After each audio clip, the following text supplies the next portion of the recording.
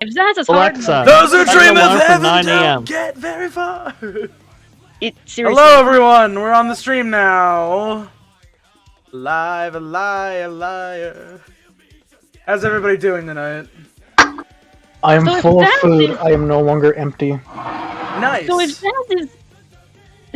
Zaz is hard mode, then what is SDB? I don't know because When lightning god mode, but anyway, continuing. SDB's been fucking vanished for a while. What the hell happened? I think he's just been busy with work. Fair enough. He has been in he has been watching though. Yeah. Okay. By the way, see him. Shelly, did you catch up? On Twitch chat, I just see him in the viewers sometimes. Did you? Did I catch up. I mean, no, it's like I'm just gonna keep going forward at this point. Well, what about mustard? I was talking less on Tekken, and I was talking more about Guilty Gear. Does SDB even? Wait, yeah. He does. We have play not fought. We've only fought him in Tekken. fought him. I think did I fight SDB in Under Night? Okay, so then No, I don't believe so. Zaz is the one that has to be fought to actually claim advanced skills in. I mean, like, I do not know why I am he's- talking. Okay, SDB's got advanced skills in Tekken. The rest of us don't know shit about Tekken. Okay, Zaz knows things about Tekken, and I kind of do, but I'm not good at Tekken. In terms of Guilty Gear, I think that's me and Zaz's forte. SDB's pretty good at that, but I haven't really seen him do a lot of it. fuck you. I'm pretty good at it too. What about me, Orange? You know I'm the best. Oh, hey, fuck you. I have to play with input lag. We made a gif about you. We all have to play with input lag, Joshy. We're all on the same fucking console. Orange deals with Orange. Joshy is like a white Joshua. baseball player, Orange basketball deals with player. Orange. He's got fundamentals. Oh my god. Are we starting? I mean, yeah, we are. We're live. All right, we're not gonna keep. Orange has more input lag than any of us.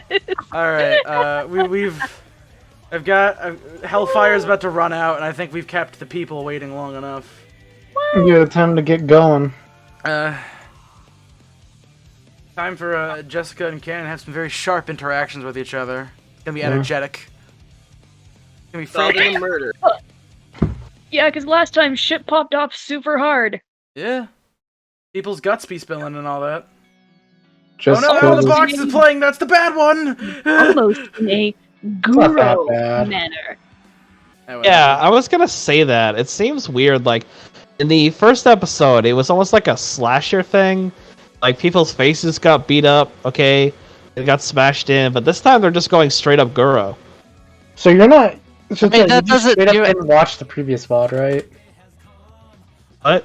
You didn't watch the previous VOD, right? I was here last time. Well, I mean previous. The one you weren't Oh. here for. Okay, like, listen, here's the thing. I don't understand why you keep saying Guro, because Guro explicitly refers to erotic gore. This isn't erotic. It's I'm just not- it is No, but- people's people's stomachs getting sliced open and they gets filled with candy. That's Orange, if you're also- into it, also- it would fucking give you an erection. That's how that Also, works. gore does not contradict slashers or murders. I don't know why you think it like murder and gore. If anything, go together like peanut butter and jelly. Actually, on second thought, this feels more like an Italian-style horror film, because they've got abundance of guts and gore, especially Dario Argento's films. Yeah, I know. Basically Suspiria. You guys are definitely saying things that I know about. I swear. Don't quote me on that. Okay, Should Dario, you put it on I Discord? same one.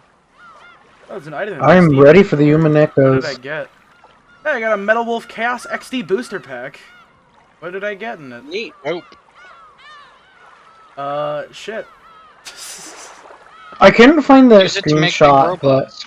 there's a joke I made to AC when I got to that fucking scene with everyone's guts hanging out, and I went triple orphaned. Hey, you got your photos printed yet? Triple orphan. What? You gotta be so What? Was The Bogos do be binting. You ready to start a war there, Haas? What is? God damn it! I can't really comment on that. Oh yeah, 51. That's a good number.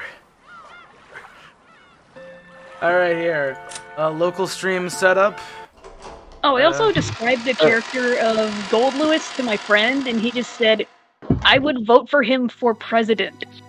But how can he be the president when he's the Secretary of Absolute Defense? Keep talking a bit. Let me practice this line real quick so I can get into my canon voice. All right.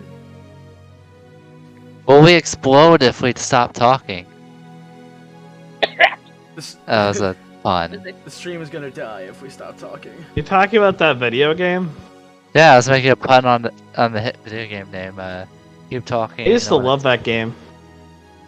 I never played it. I just thought of a pun. What was it? Ooh, do I have a new friend? Alright, I should be ready to go. Play K-Tane with me. All right. Well, whenever you're good, Joshy. Alright. You good, Chief? Also, whenever you're good, whenever you're also good, Con, because this is gonna be a very you-heavy scene as well. I know. That's why I've got my drink right next to me, and I've got my pop filter in. Alright. Milady, please, calm yourself. We still don't know who the culprit is, and Beatrice is an important and honored guest of the Masters. So what? If we grab her by the collar, she'll definitely confess. If I can just look her in the eye, I'll know. I'll see through her. A witch? Beatrice? Yeah, right! I'll expose her. Please Expose her! Please don't expose the mistress on Twitter.com, madame. I'll cancel culture her. I'll cancel culture her faster than Logan Paul. Oh God. Yeah, that didn't work out. He got away with it. Jessica never stopped moving. Goda and Cannon chased after her, doing their best to convince her to stop, but Jessica never lent them an ear. Just like him in that suicide forest, you know the one. This Logan Paul person sounds abhorrent. Yeah. Eventually, the witch's VIP room came into view. The VIP room was always sealed and never used. No matter what kind of guest came, Kinza wouldn't let them enter. And yet, servants were always made to clean this room, so that it could be used at any time. So the servants had started calling this room the witch's VIP room, after their second, shapeless master. Jessica knew about this too, and she couldn't forgive the arrogance of the one who called herself a witch by staying in that room. The Golden Witch was just a fairy tale. Come on, a witch? Jessica, she was nothing more or less than the murderer who had brutally killed her parents. Question her. Hear her pitiful excuses. Make her sputter in pain. Gasp in anguish. No matter how hard she pretends to be a witch, I'll teach her that she's just a stinking, sweaty human. Just with all of her strength, she hit the door to the VIP room. It definitely wasn't a knock. That was the beating of her anger's hammer as if she was determined to break the door down if it wasn't open. Open up, Beatrice! Come out! You hear me, right? Open up! There was no answer. Jessica grabbed the doorknob without any reservation, but she felt the resistance of the lock. She turned around to look at the two servants and spoke. The master key will unlock this, right? Use it! Milady! That would be horribly rude!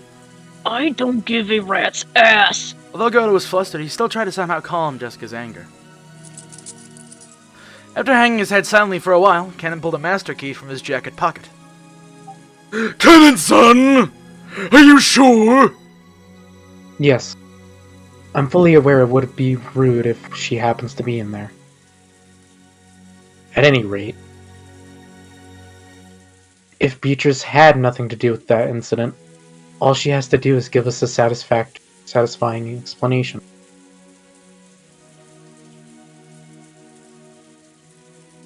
John? That's exactly right! Let me borrow that! Jessica snatched the master key from Cannon's hand and violently shoved it into the keyhole.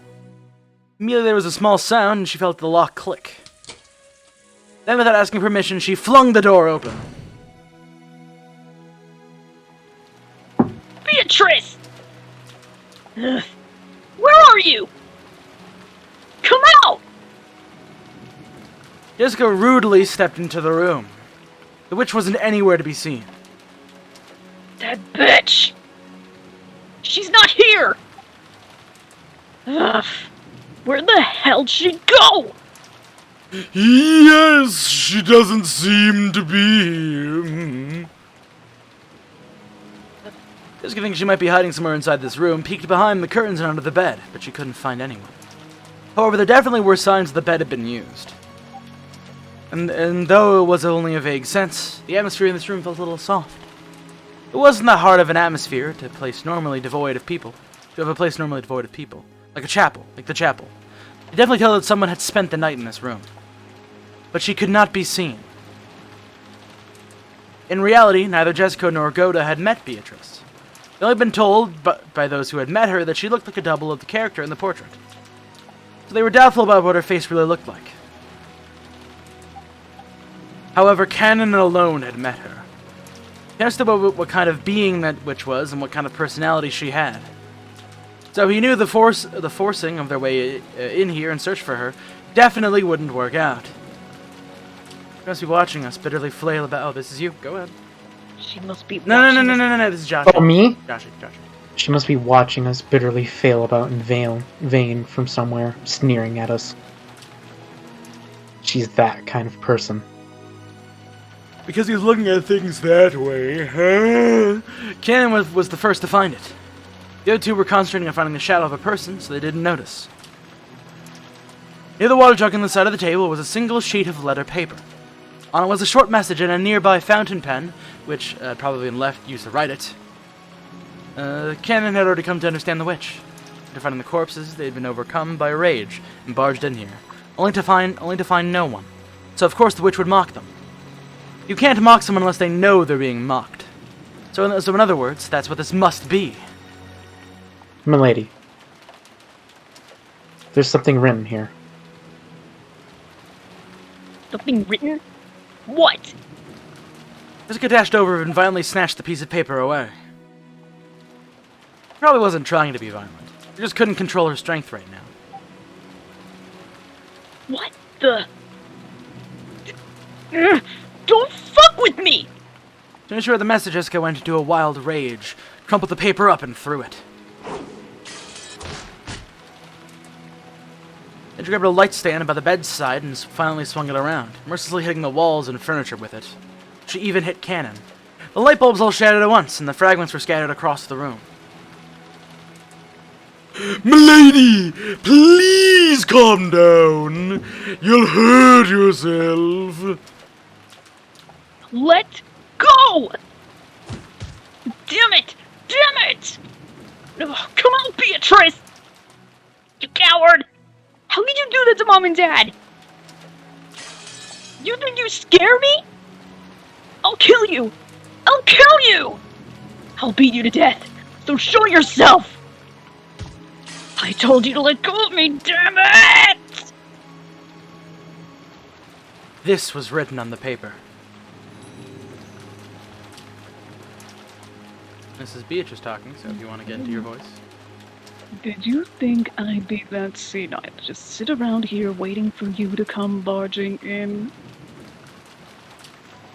You're way too inelegant for this intellectual nightmare. Just night. I can only imagine what the parents who raised you to be such a moron must have looked like. Oh right, I saw them. and they look just as moronic as you. Now their bellies are full of a land of sweets. It was the sort of thing that a witch would write. And then she predicted that one of the children who lost their parents would come running in here. If she's hiding somewhere in this room, she was rolling around laughing now. The witch was that kind of person. She sneered at people's misfortune, using it to stave off the boredom of 1,000 years. Hand it over! I'm telling you that you'll hurt yourself. I told you to let go. Damn it! Damn it! Ugh. Ah! Go snatched away the light stand Jessica had been holding. After all, if she kept swinging it around, she might end up smashing it against something, which could cause serious injury. To Go's eyes, Jessica probably looked mad with rage, burning herself up with the flames of anger. The cannon's eyes saw it differently.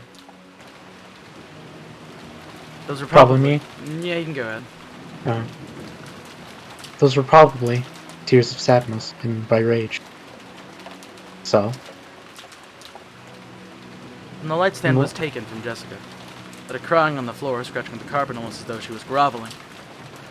Goda was surprised, but Cannon was not. Of course, she had lost her means of crying by lashing out in rage.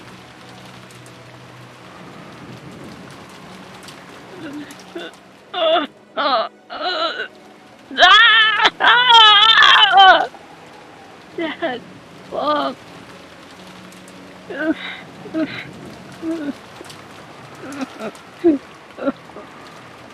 Seeing that she was the daughter of the Ashurmia had family, she was in a very shabby state.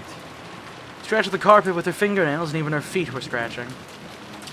Jessica cried very, very hard. Because if she didn't, her rays would start building up again and swallow her up.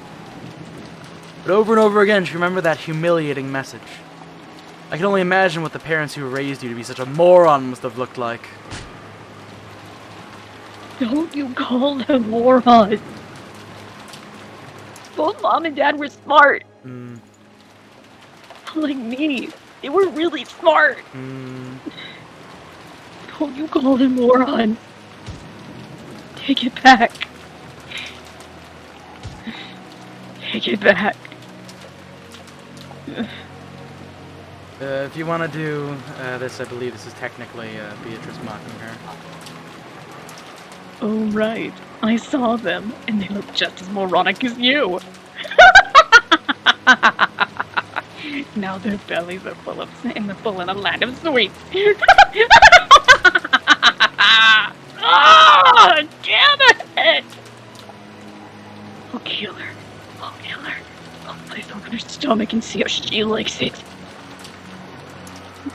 Ah!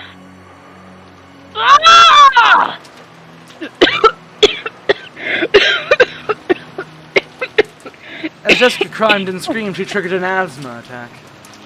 The servants watching over her hurriedly ran up to her and rubbed her back, but that only provoked Jessica's wrath.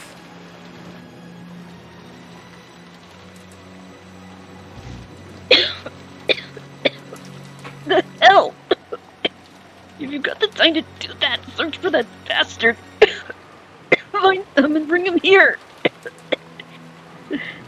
If you won't go, I will. And I'll kill him with my own hands. I slice open her stomach.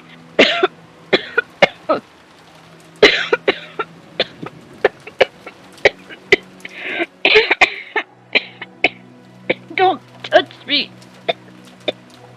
Damn it. Damn it.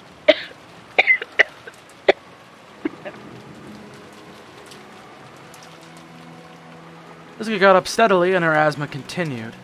She went out into the hallway. Lady, your medicine! Quickly! I will call Dr. Nanjo. Goda-san, Owie. would you leave this to me? Cannon had noticed. Goda, who was vastly separated from her in age, probably couldn't sense the tears in Jessica's heart. Cannon, who had noticed, had to be the one to support her. Cannon, son, are you sure? I believe Milady needs some time to cry right now. Considering that she saw her parents killed like. You're right. Goda also understood. He knew that Jessica and Cannon had shared a vague relationship with each other. So he understood everything and left Cannon to it. Very well! I will go back to Rose-sama. Please take care of my lady. Yes. Leave it to me. Cannon's voice was frail, but he nodded firmly. Looking at her eyes, Goda nodded firmly as well. His eyes, fuck. Goda's a veteran with many years behind him. He's seen a great number of people in his life, so he knew the vigorous sparkle that could be found in the eyes of those who possess self-control. He had surely seen that in Cannon's eyes. So he would leave this to Cannon. When you think about it, maybe this is the first time Goda had ever trusted Cannon and relied on him for a job. Jessica, still suffering from her asthma, seemed to be heading towards her room, though she kept leaning against the wall. Cannon followed her wordlessly. If she'd asked for a hand, he would have leapt forward and supported her. But until Jessica did ask for that, he chose to hide himself, watching over her from a distance where he could come to her rescue at any time. People feel their hearts are about to explode from sadness and want to have someone by their side. You can bet 10 billion of them would want to turn around and find someone in the place of Cannon now stood. As he watched over Jessica from behind. Then finally she doubled over in front of the door to her room. The asthma attack had stolen all of her strength. And her thoughts had gotten hazy from the lack of oxygen, making it impossible for even her to stand up again. But right then, Jessica didn't think she wanted someone to lend a hand. She still hadn't been able to overcome the flames of anger. Even if someone had offered her a hand with good intentions, Jessica would have wanted to tear it off right then. She knew how unfair that would be. So she definitely wouldn't ask for help until she overcame the fiery anger burning inside. Jessica had probably lost the willpower to call for help. But Cannon heard it. He definitely heard it. Cannon definitely heard that voiceless call for help. One shared by miserable grievers of the world round. An endless scream that no one ever seems to hear. Cannon quietly knelt by Jessica's side and wordlessly offered her a shoulder. Though Jessica kept coughing painfully, she accepted it, unlocked the door to her room, and entered. This way. I'll prepare your medicine right away.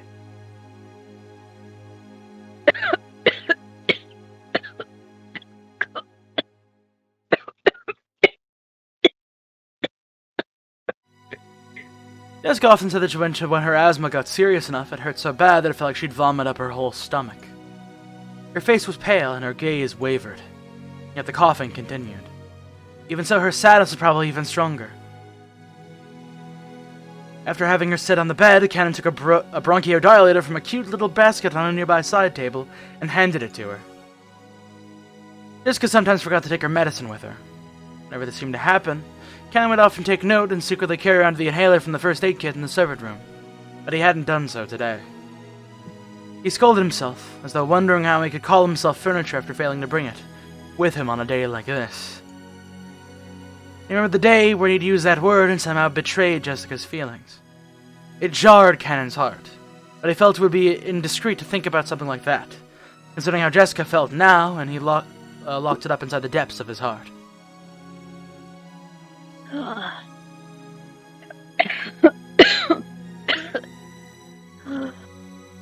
And she inhaled the medicine.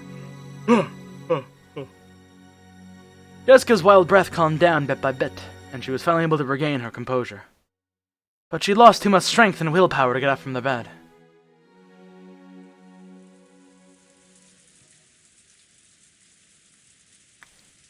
Are you alright? Milady? I'm alright. I'm all messed up over Mom and Dad. But After I cry a bit more, I'll be alright.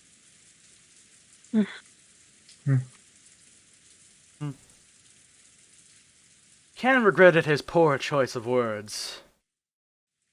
Did he really say, "Are you alright" to her? Was he really that clueless of the pain in her heart? That is what made him furniture. That was why he couldn't become a human.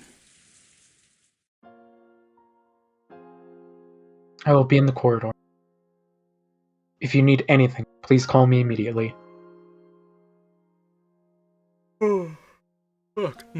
Kenna said that she still needed some time to cry alone. Told her to call him at any time. Bowed and tried to leave the room.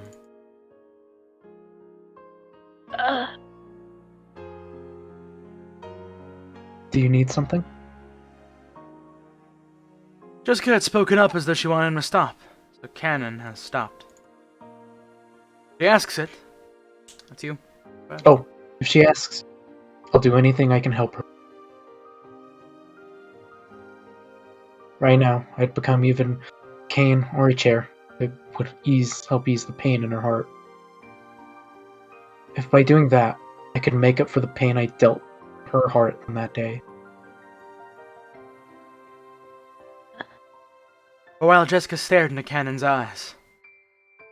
It was as though her reason for stopping him was something she couldn't put into words. For a while, neither spoke. Jessica broke that silence with a small voice. I'm sorry. It's nothing. Could you tell Aunt Rosa that I want to be alone for a while? I won't let you be alone. Huh? I won't let you be alone. So I will be in the corridor. Please call for me at any time. For just an instant, it looked like some kind of hope had flitted into Jessica's eyes. But it was very faint and disappeared like the first snow on the surface of a river. Thanks. Let me cry alone for just a little bit. Yes. Excuse me. Kinnan bowed once again and closed the door. Thought those words of his would give her some courage. Yeah. But now it felt as though they'd actually hurt her for some reason. Why? He didn't know. Surely that was because he was furniture. That was why he couldn't grasp human sadness even now. As Ken repeatedly questioned himself, he walked down the corridor. He felt like the window at the corridor's end was coolly calling to him. In the end, I am nothing more than furniture after all. It was still pouring outside. A dark, gray world. Even on days like this, Shannon would surely see the ocean and know that it was blue. Oh, you. But to my eyes, even if it cleared up, I would only see gray.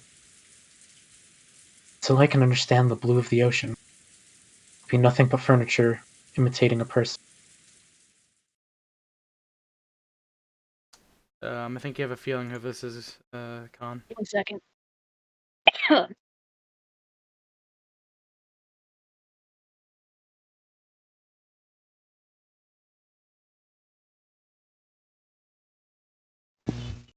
You really don't understand a woman's heart, do you?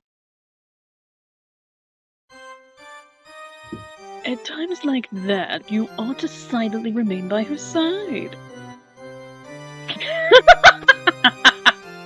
That's why you're furniture. You! There shouldn't have been any trace of human life in this corridor. There'd been an empty corridor filled with frigid air. But those scoffing words approached Cannon from behind. Guess what, bitch? I'm not human. And turned around, he saw that witch. The witch who hadn't shown herself to Jessica, had searched for her with a rage bordering on madness, and had left a sneering letter to toy with Jessica. There are 3 ways to hurt a woman. Let me teach you them. Write this down if you want to remember. Yeah. One is to hurt them with a blade. Another is to hurt them in their heart. The last way is the most difficult and most effective method of hurting them. And yet, you can hurt them without you even realizing it. Do you know what I mean, Canon? How could I know? I don't even want to know. It's to betray their expectations. No living being is more of a dreamer than a woman. They make up dreams all on their own and end up hurting their own selves. A distant man like you hurts women the most.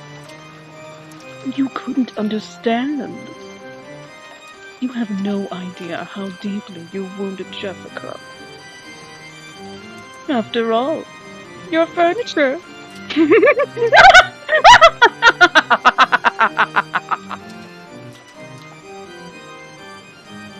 I have no intention of playing along with your nonsense. Did you appear only to sneer at me? Don't be so full of yourself, furniture. You aren't worth sneering at. Philip, you may not be worth my time on your own if the two of you gathered. That's all I need. The pleasure that comes from laughing at the fates of young couples never tires me. What did you say? You don't mean... Milady is going to be... I need two who are close for the sacrifices of the second twilight.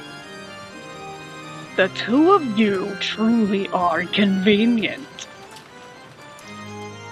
Wait! Don't misunderstand. Milady and I don't have that kind of relationship. We can't become the sacrifices for the second twilight.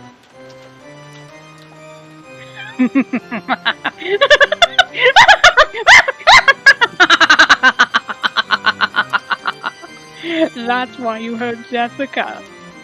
That's why you hurt her? That's why you cannot become human! Then there should be no problem. If you don't admit you have feelings for Jessica, I'd accept that. But I will kill her. Why? You idiot. Isn't it obvious? It'll be fun to kill her and see your face twist in pain. Why else? Following the rules of the ceremony, 13 people will be sacrificed on my whims. However, there's no rule that says I can't kill more. If it amuses me, I can kill any number of people, so I will. Make me laugh as hard as I can. Get on the furniture.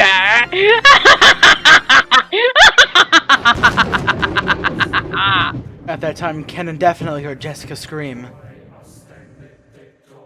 When he blinked and looked down the corridor, the witch who had supposedly been there so nonchalantly just a second ago was gone. At that moment, he was just standing there all alone in the corridor, doing nothing. And the person he wanted to protect was asking for help, from far away in that direction.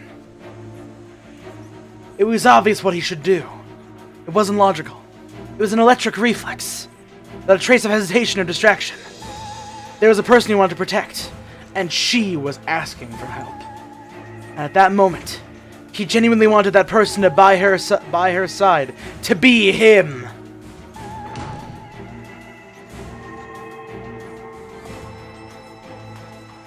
When he flew into Jessica's room, that scene that greeted his eyes was a bizarre one. The room had become a fantastical world, where a blizzard of gold-colored specks danced, almost like a gold leaf had been scattered inside a snow globe. No, that's not it. Oh, two? No, that's not it. Wait, Yeah, two. Me? Go ahead, yeah. I've seen the spectacle before. This isn't gold leaf. It's countless golden butterflies. Beatrice's minions.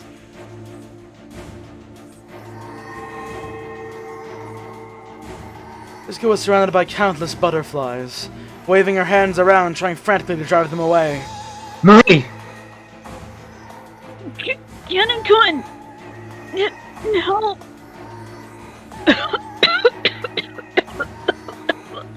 Cannon rushed toward Jessica and violently brushed the clouds of butterflies away. The butterflies were sickening despite their beauty, trying to Jessica's face, trying to crawl in through her mouth and nose. Jessica choked violently, as the butterflies were triggering an asthma attack, mocking her. When Cannon ran towards her, the butterfly stopped attacking and began to dance, an elegant rondo around the pair. Ken-kun! Ken-kun! It's okay. Well, there's still life in me. I won't anyone lay a finger on you. Come out, Beatrice! You happy now? As he stood guard in front of Jessica, who was using her inhaler and seemed to be in pain, Cannon yelled into the empty air. And when he did, the empty air did indeed laugh back, satisfied.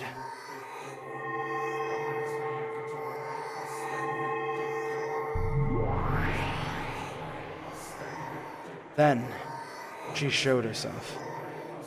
It wasn't in response to Cannon's demand.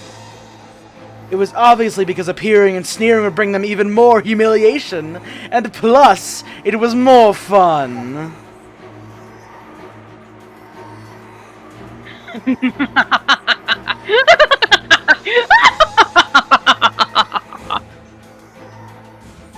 Now everything fits the plot. Couldn't have written it better myself. Now you're carp on the chopping board. No. Since we've got a pair of you, I should call it duck with green onions.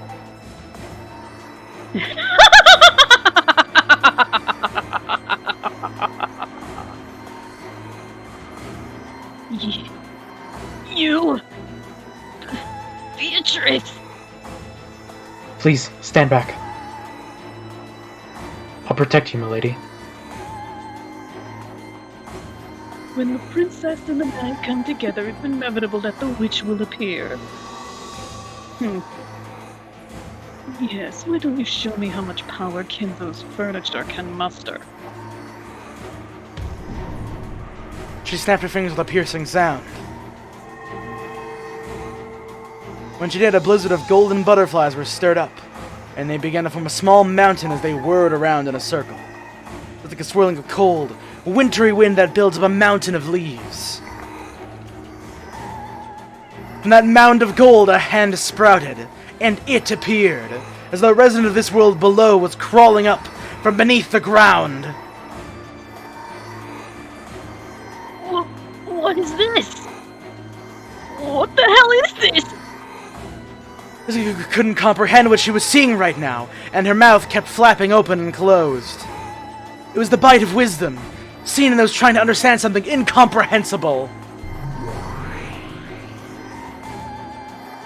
What the fuck? That thing crawling up was probably an attendant who served the witch. This is one of the goats!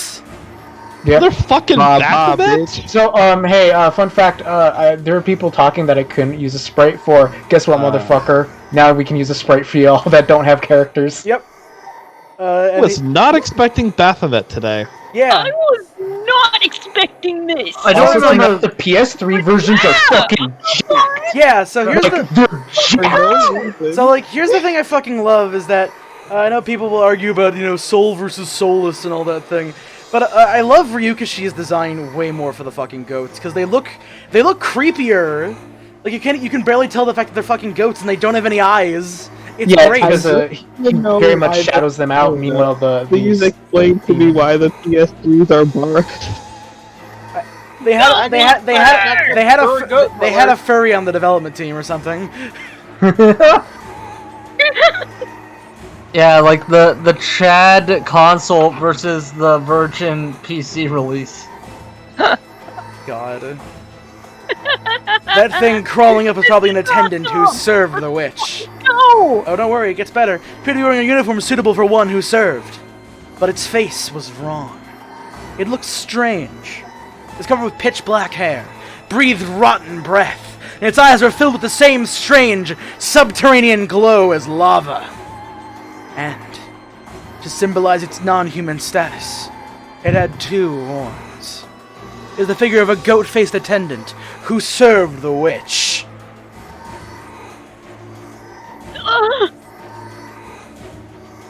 By now, Jessica had no idea what she should say. All this happening in front of her couldn't be explained with common sense, and she couldn't do anything except open and close her mouth. Jessica hadn't realized. She hadn't realized that this island had already been cut off from the rules of this world. But there were still some things that even she could understand. The skeleton had served the witch, and was after her life. And apparently the witch had already given it the order. Looking at the cannon with an expectant gaze. Looking with an expectant and therefore challenging gaze, as though asking him how he intended to protect this maiden. The lieutenant had looked especially bestial while crawling to its feet.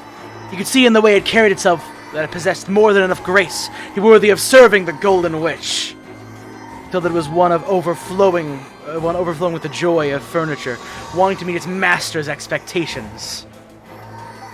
Well then, why don't you show me? Let's see the power of Kinlo's furniture. This time, don't get the wrong idea, okay? Don't forget that you're furniture. Got it. If you try to continue playing the human even now, this won't be settled by your death alone. The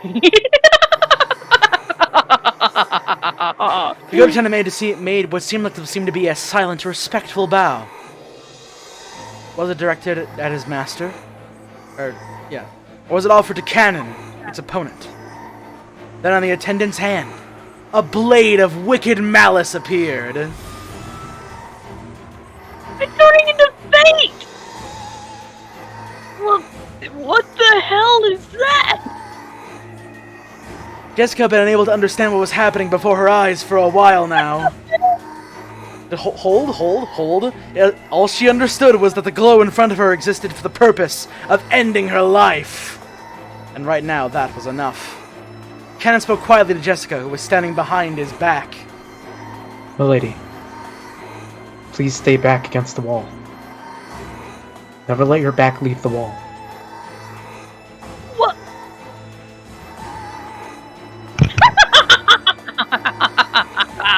It's only right for the maiden to obediently hide behind the great knight's back. I do hope you enjoy the pleasure of having your life protected by a man. Now, Cannon, let's have a look at your blade. It's time. Let's go! Energy Sword Sunday, baby! It's Energy Sword Sunday! I want to note something real quick. Ken was my favorite before this scene, so you, as a fan of Halo, you can imagine this kind of helped me a little bit more at the bit. Cannon has gained the power of love! Was this in the anime? Because I don't remember this in the anime. You had to say something? I'm just asking, was this in the anime? This is in the anime, I believe. How do I not remember this? Yeah. You don't remember a lot of things. Oh, Jesus. By the way, you see my first reaction to getting the scene. By the way, I kind of actually like how the OG Sprite sword looks like. Oh yeah, it's a bit better. It looks less like a Halo energy sword. Mm. Alright, Normal blades of magic energy! Alright, Khan, whenever you're done, getting excited.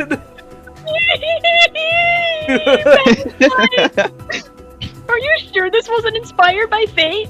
No. No. To be fair, he does like himself some Nasu. That is true. Yep. Wait, how does this relate to fate? What I recall, I believe he did some art of some of the characters from Tsukihime, but that's about it. Do they have energy swords? No. There's no direct relation. It's just energy swords. It's great. Shit's popping off, yo! What's that? Hey yo, really quick, I didn't realize how much this track bops, like, actually. Oh yeah, this song's fucking great. Remind me, what the fuck Yeah. is it again? It's a good bop. Where? It's just called Where? Where. It's called Those little, Where? freaking- them little drums hidden in the background for a second. A bitch can pop. You can pop some pussy to it. Anyways, care. back to the cock rating. Imagine settling your girl down, playing Where, and just yelling, "It's Energy Sword Sunday, baby!" I know what you like, girl. Furniture. Go ahead and sit your ass down on this IKEA. Fucking Jessica be like, you call yourself furniture, but won't let me sit on you. Now this is the power of Ultra Furniture Instinct. Okay. Give me a sec. That got me lightheaded. Woo! We're waiting for this fucking scene. Gonna see a very Kino-based raw scene in a second. Canon seemed prepared for this. I sure as hell wasn't prepared for this. It's gonna get better. Keep going. Cannon was the only one prepared for Yeah. that. Woo. Okay. Beautiful. At least when it comes to giving birth to furniture, Kinzo might even reach up as far as my feet. A thing like this can't even be used to trim the roses. Cannon couldn't. What? I didn't want you.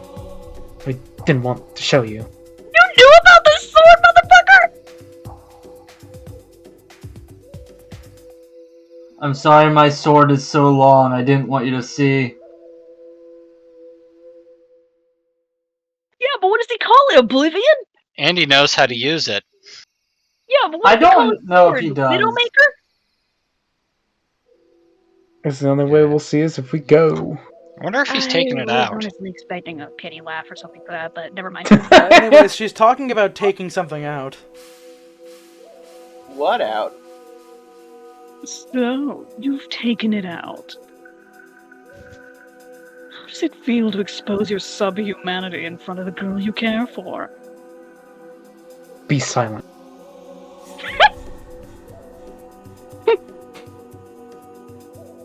So you'll act composed even though you're really burning with wrath? Yes, they do say that truly hot flames burn a cool blue. Is that how you are now? There's no way I can kill you with my power. You are the moon. I could never smash the moon by throwing a rock. However, in order to manifest yourself, you've had to reflect your image off the surface of the water. If you throw a rock at the surface of that water, you might be able to disturb the moon's image for some time. But that doesn't mean the moon has been smashed. So,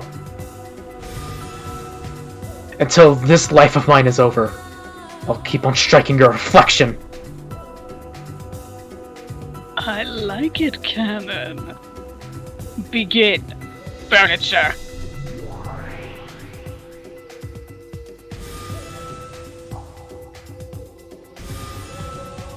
Good stuff, good stuff, good stuff, good stuff, good stuff.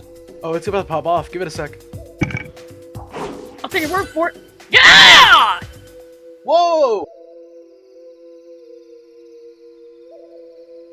Oh. What a beautiful curve. The witch's words of admiration broke the silence. And for just an instant, they broke Jessica's paralysis. Am I dreaming? Come. Furniture of the witch. I'll beat you down to the hell you came from. The goat butler! The goat butler. Go, go, go, go, yeah! Yo, goddamn.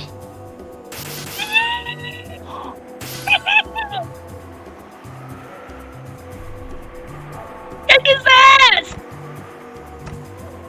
Oh shit!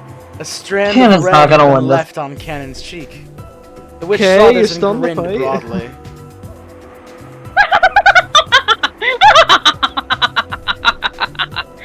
Feel free to mutter excuses about how your instincts still haven't returned quite yet. I'll be over here laughing at the size of your energy sword. Cannon could. Stay strong! It's okay. I won't die just yet. Wait, what do you mean yet?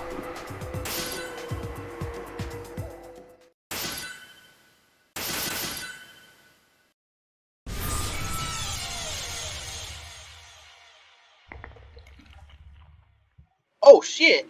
Oh shit! The curve drawn by Oh, the Go Lieutenant's blade drew a large arc in empty space. Cannon wasn't there. He was behind it. Go back Nothing and wait for your personnel, master's kid. return. Die. Omae wa mo shinderu. Oh shit! Nani? Apparently, Cannon has instant transmission. All right. If this battle of drawing sparkling curves was chess, and Cannon coming from behind was check. And press and press and press. Use 7 moves and make it mate! The mating press, if you will. Perhaps the Go Lieutenant hadn't been granted the ability to go into death throes. And its knees buckled and fell over, broke into a bunch of gold butterflies with a pop.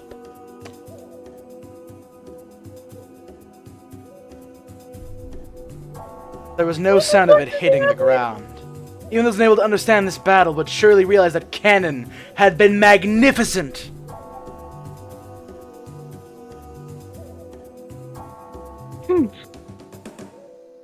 So, it couldn't win against a handmade piece. It seems you aren't quite that pathetic. Although your size is. You're next. Beatrice!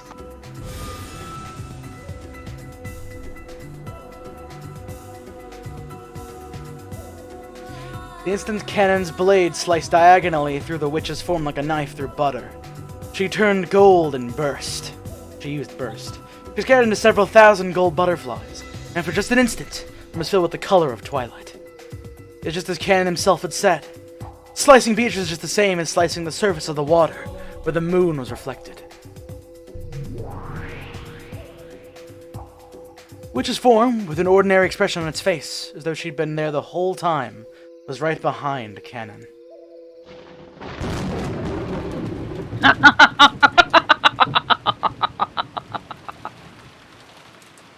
You've provided quite an entertaining show. Out of respect for that, I thought about letting you off the hook, but your rudeness now has made me change my mind. So while I will thank you for the show, I'm going to pull the plug. Don't lie. I won't let you kill my lady. Even if that's impossible, I won't let you kill her while I still live. You can't even do that much. Do not speak, furniture. Be silent, furniture.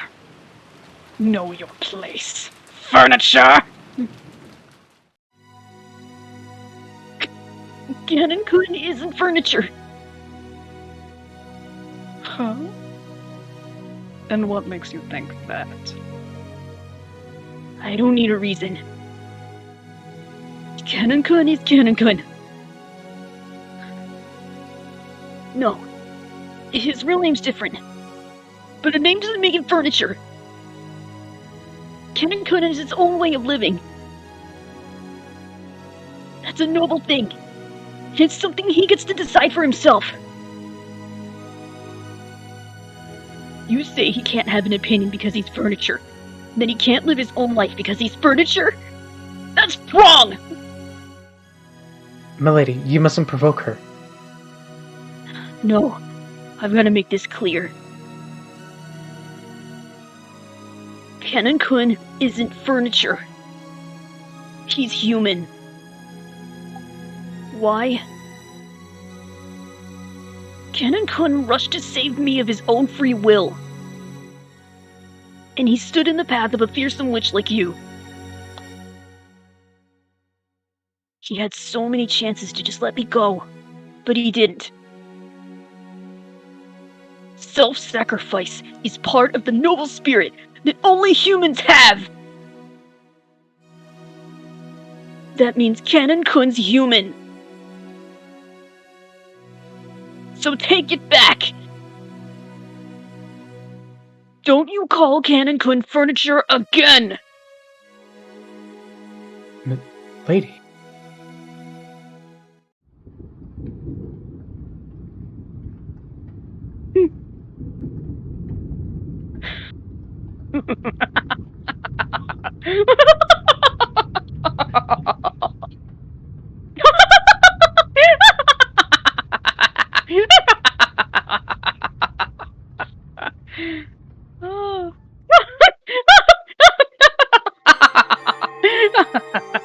Be silent, human. Let's end this quickly, since this is just the second twilight after all. Now, I shall sacrifice the two who are close, who have acknowledged each other's dignity. Well then, arise, forgive the sin. One of the 7 stakes of purgatory, lust! We're summoning her furniture with a mix of laughter and anger on her face. So, for the record, this is one of the 7 stakes of purgatory. I have picked a stake for every single voice actor. She's wearing the Angel Mort outfit. For the record, Chelly, you are Lust. You are Asmodeus.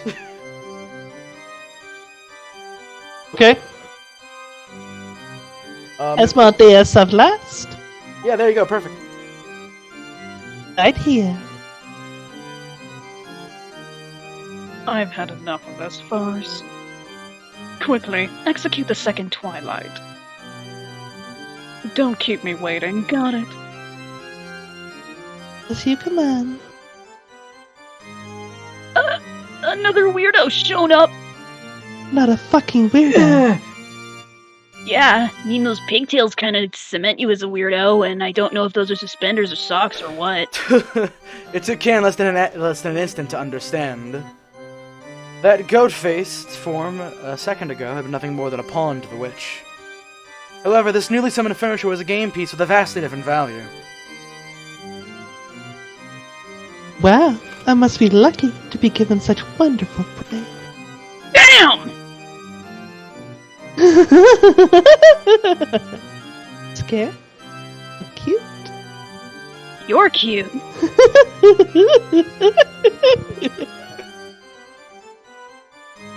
Come. Furniture of the Witch. I won't be killed by you. Oh god, I love that look. Acting. Can't even follow me with his eyes. You cut out a little bit there, dude. Oh, I'll do it again. Acting pretty smart for a dunce who can't even follow me with his eyes. Also, yes, to clarify this right now, yes, the bottom half of this outfit is very heavily inspired by the Angel Mort outfit. In fact, it's basically the same thing, they're just wearing a fucking sport coat over it. It's much better than the actual Angel Mort outfit. Kinda, yeah.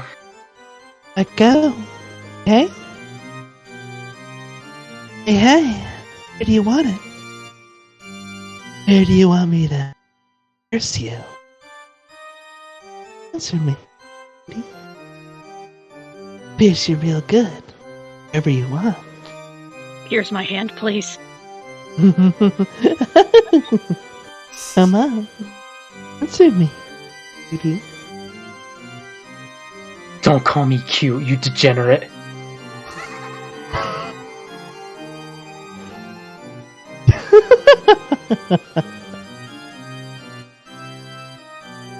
Here I go, you dunce. dingus. Rungus. Come on. And follow me, blind idiot.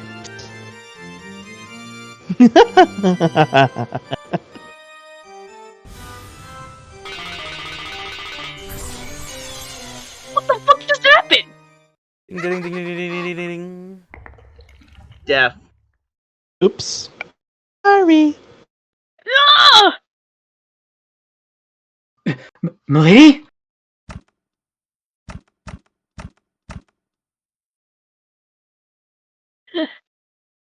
I couldn't follow it with my eyes. But my guess was spot on. Serves you right. Cannon's back had been targeted. Jessica had predicted it. Predicted that the witch's target would be the complete opposite of fair and honest. His back.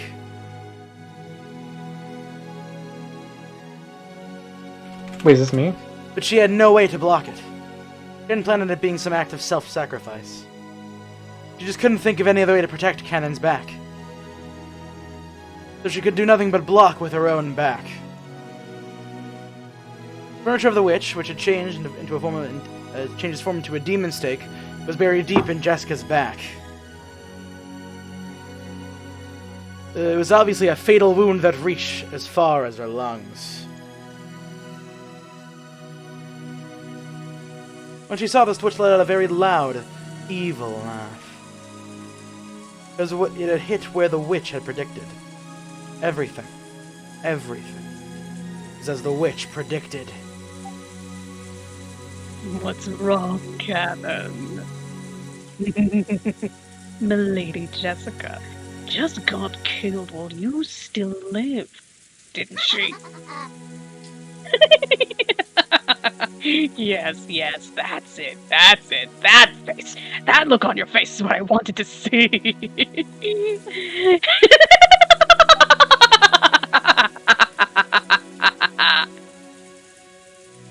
I'm having too much fun. How truly enjoyable.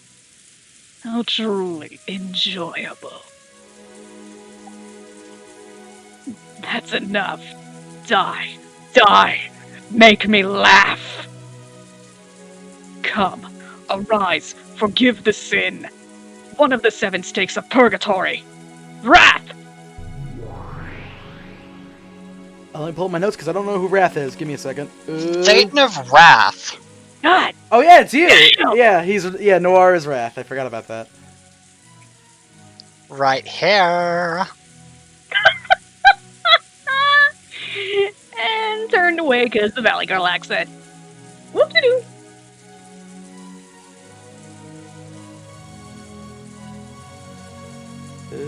It's Beatrice right now. Notes. This Alright. prey is yours. Eat him up right now and close the curtain on this stage. If you were human, I'd say it's time for you to step down, but since you're furniture, maybe I could say it's time for the stage manager to carry you behind the stage. You got a hook? I am not furniture anymore. I won't doubt that again.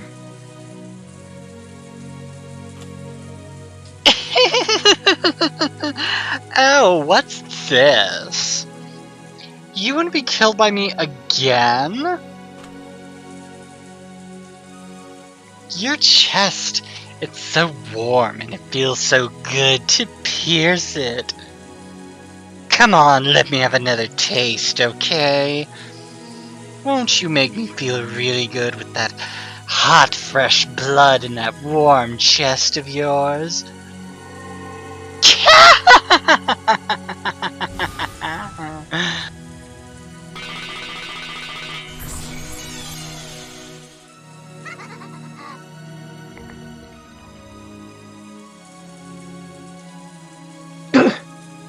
There was no way to block it. The son of a woodpecker filled the entire room. Before we could blink, it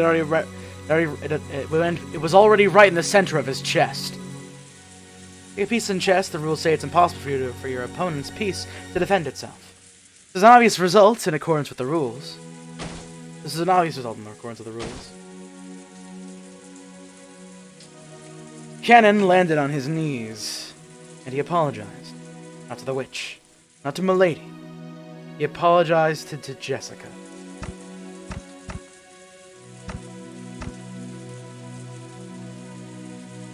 Sorry. I couldn't protect you.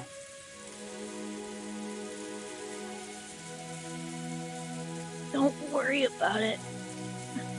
You were really cool. Canon finally fell over. He led us to Jessica, and the two lay there like the constellation Gemini. You know, Ken, you aren't furniture anymore. Yes. I was too late in realizing that.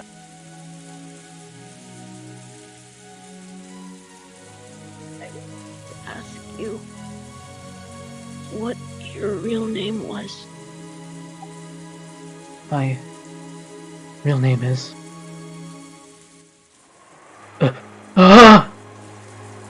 His last moments, Canon wanted to tell her his real name. But Jessica had already fallen into a sleep from which she would never wake. The Ken's real name which he protected until today. In the end, he couldn't tell it to Jessica. I became human. Those are the last words Canon left behind.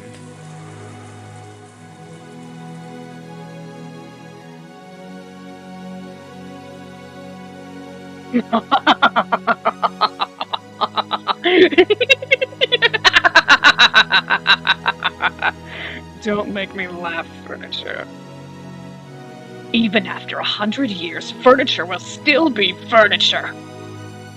Have you ever heard of anyone stupid enough to dig a grave for their furniture when they throw it away? You smash furniture to pieces and make firewood, so that's all left is ashes.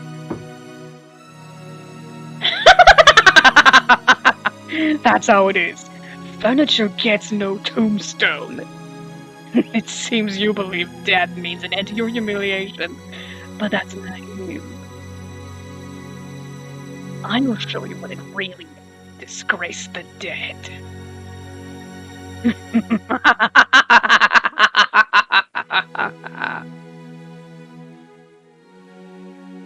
Taking a puff from her pipe, which breathed in the smoke at Canon's corpse.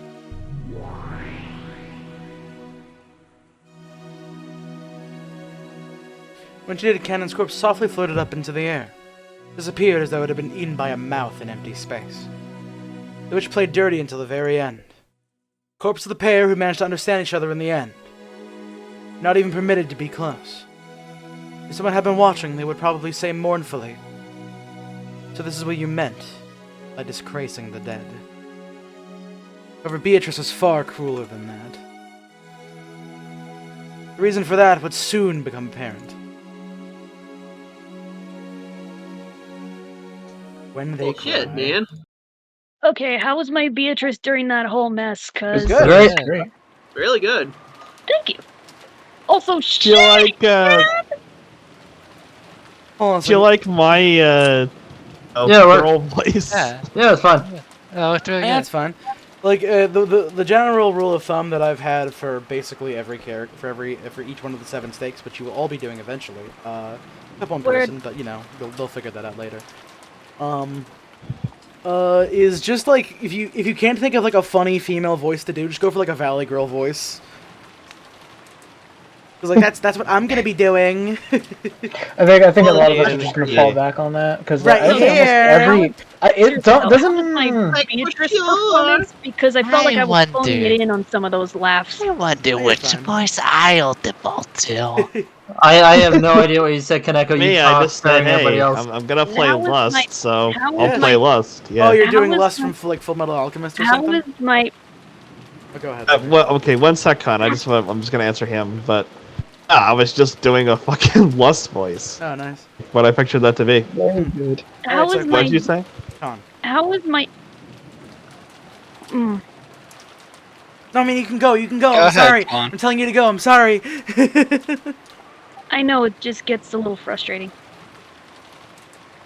I was just wanting to ask how my Beatrice performance was during all that, because I think I kind of phoned it in during the laughs, and, Oh, you're fine. yeah, how was it? No, Was that's I, good. was No, I it's scary? good. Sounds good to Did I me. sound crazy? How did I sound? That was You really sounded great. It was okay. Okay. It was Okay. great. She I- has I- that like You were perfect, Con. face on. I think you did like the insanity part pretty good. Hmm.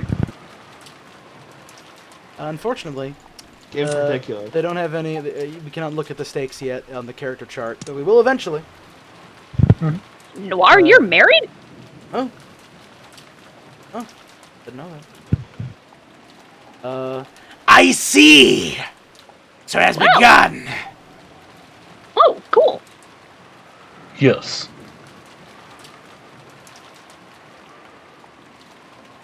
Even though Kinzo had received news of 6 deaths, his emotions did not waver. The vision on his face as he gazed out the window was a smile. It was his opponent in a chess game had just made a spectacular move. It was hard to imagine. Why did you call her a scrungus, Spacey? I called Robu the Scrungus. Oh. Dude. I didn't come see on. any sort of like apostrophes, but for some reason my mind filled in. That's a non-scrungus. Oh no! Okay, all right. It's time for this chapter. I'd imagine Look, that and such on. No, go ahead. it's hard to imagine that such an expression could ever appear on a father who had lost so many children at once.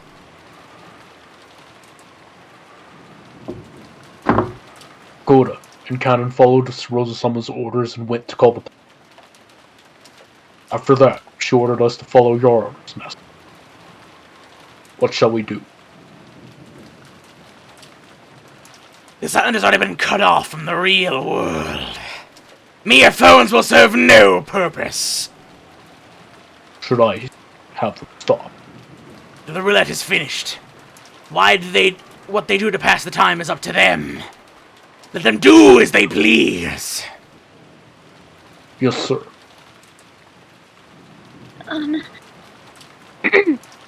What should we tell Rosa-sama?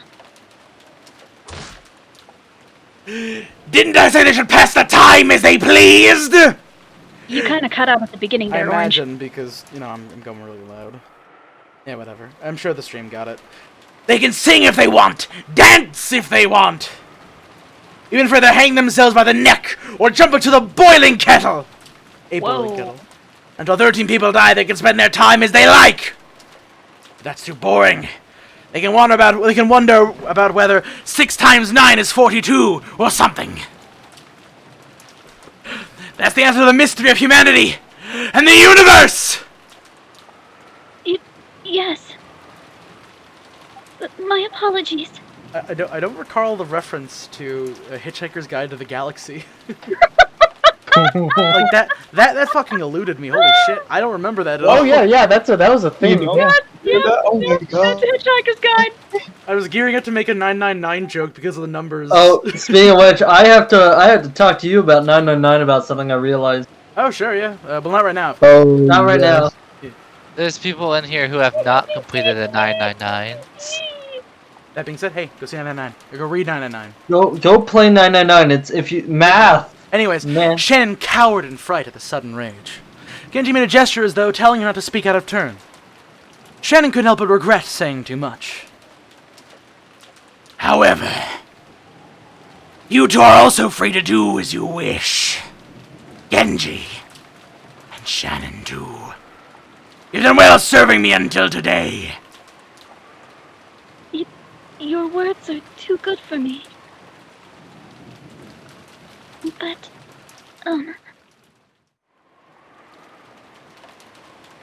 We are furniture who have sworn to serve the Master. We stand ready to serve you no matter the time. Till the very end.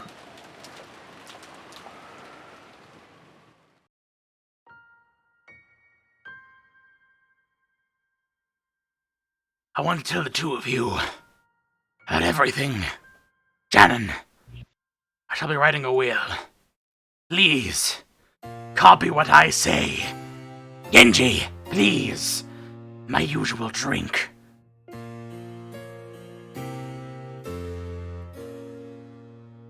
Huh? Yes, sir.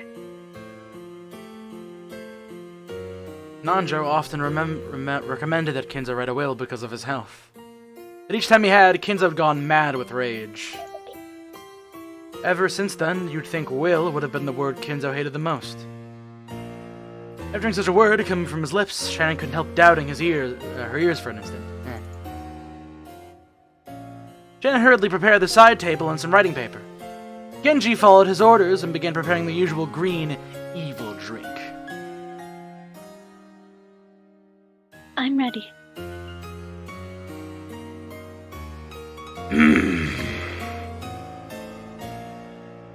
Where should I begin? Shall I also speak of my life? It would be fun to leave behind a record of my most memorable game. It can be truly amusing to read the records of an old game from centuries past. Journey in search of those players' thoughts.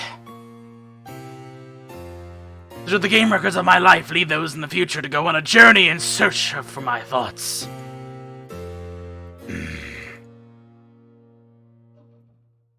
For a while, Kinzo pondered over where he should begin, starting all over the room with his hands behind his back. Moss.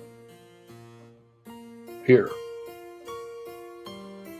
Ah, yes. Thank you, my friend. Well then, time to speak of my life. I must begin by writing of my meeting with that witch. Shannon, begin writing. My first meeting with Beatrice took place a long way back. What year of the Showa era was it? It must have been the end of the war. So...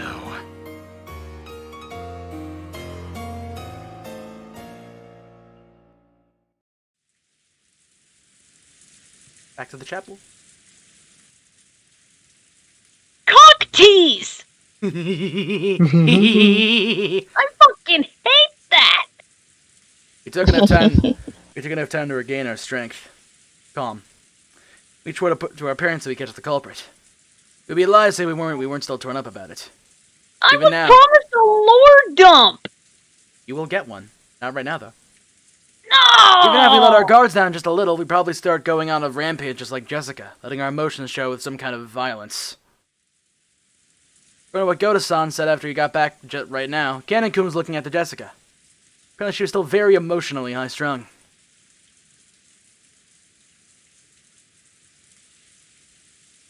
I see. Thank you.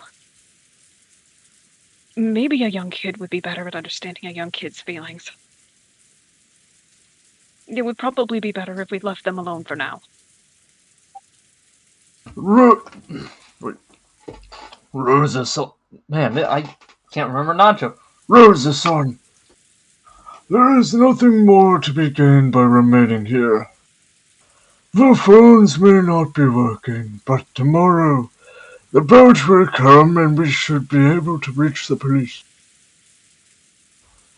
We should leave the place as it is for the police investigation.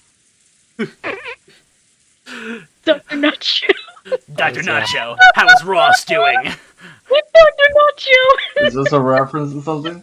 No, it's a pun on Rosa and Nanjo's names. Uh-huh. I agree with Dr. Nacho! Staying listening for too long will be bad for your health. Like the What's my cheese bad? you love so much. Let us return and make some black tea.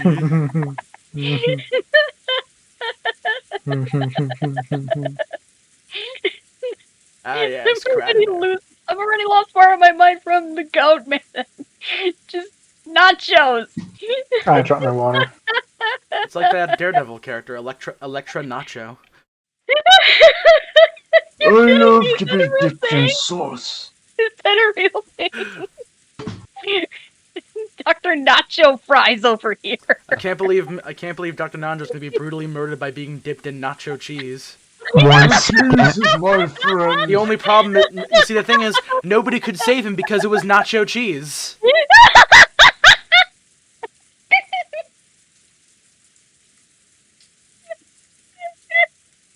Oh god. We're having fun here. We're having something here. I need a Oh moment. god.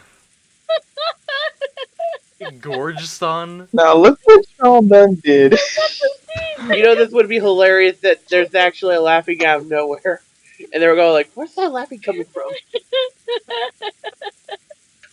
It wasn't the word nacho. Oh god, my ribs. This episode of Umineko no Nakakuro ni was brought to you by Taco Bell. Save money, live better, Taco Bell. Oh, Nacho cheese fries today. that really gets me because of that. I come back and I was extremely thinking well- we'd probably be progressing, but we're talking about Hey Taco George, Bell. you wanna go get Baja blasted? So that really hit me, B, because like of that really well animated Taco Bell advertisement. I saw that. So if you look at the top right of one of those scenes, you see Gargura, the VTuber, like on like a TV whenever like they're in New York or whatever. or Baja Tokyo Square. Battler. Taste the dew. Oh fuck! I have to Photoshop like one of those like Baja Blast Slurpees with Battler's face on it. Yes, I'll do not even better. Photoshop it onto a suit. We're gonna make an entire Taco Bell meal out of Umineko characters. It's Mexican pizza. Cannon Well, quesalupa. Border RP got him. Oh, my ribs. Got the cannon quesalupa. Okay, we need Mexican pizzas and soft shell chalupas. Also, isn't that gone actually?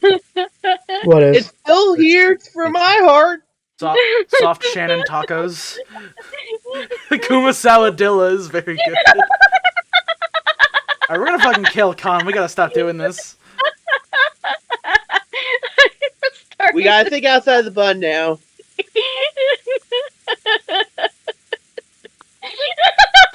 The burning toilet.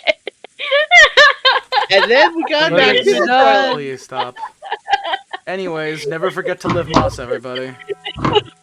Is that loud enough? There we go. Did anybody say Kuma Sawadillas? Alright. Alright, Khan, take a minute. Take a minute. Order in the court. Good chief. This is a very good chapter. We have another banger Bell here. chapter. Oh, by the way, Orange, assuming that I'm one of the snakes, I should probably practice a voice or something. Each I one, don't know. only me too. only the main voice cast will get 7 stakes. So should we just straight up say who it is? Not the characters themselves, but who has those roles. Literally. Probably in private. I wrote it down on everyone's notes. I already have Oh, who's who. Josh and is they will on be- it. I already have who's who, and it is pinned in, I believe, the Rukenjima Fight Club. So the people who need to know. Okay, because like, The well, I amount- already. The amount of people who can know will know, and then I will tell people when they are allowed to know. See, this is why I like hanging out with you guys. You make me laugh so hard that I actually just cry. Yeah. Nice. Yeah, you guys are funny as hell. Oh, Second that's thought, nice it to is hear. not pinned That's in any the- of them, You but I make did this see some into a very bit. questionable things. Wait, what? I tried looking through Fight Club and Vent, and I saw what is it? Rosa like locked in arm with Battler, and she's making a very suggestive face. Oh, that's Umineko. Bitch, that's your family. All right. Okay. Yeah. All right. Okay. Family Enough of the feud. funny. Okay, Should I no post more- that for those who don't have context? Not right now. Let's stop Alright, the I'll hold funny. Bit over. Let's Time to go. let's go. Okay, no more laughing, please. I don't want to laugh anymore today. If I do, I may actually incorporate. I may lose my mind. Okay, dial it back a bit. Okay, I think I'm good. Okay. Okay. Yeah. I agree with that. Battler-kun, George-kun, are you ready? Let's lock up here. We ought to leave this place as it is anyway for when the police come. You're right. Battler-kun, are you okay? Yeah. I've tried all I can. I'm fine now.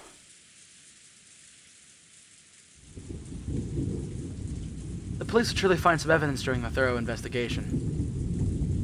But we weren't all adult enough to wait for that. I investigated the chapel in my own way, trying to grab the culprit before the police arrived. What I figured out was absolutely nothing. Frustratingly. I wasn't able to find a single hint. Ow! Come on, let's go out. Maria, we're going.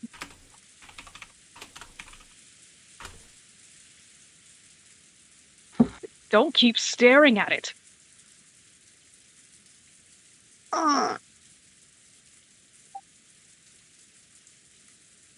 Come, Maria-sama.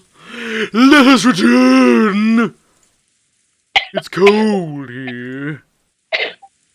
Laughed so hard I'm gonna start to cough again.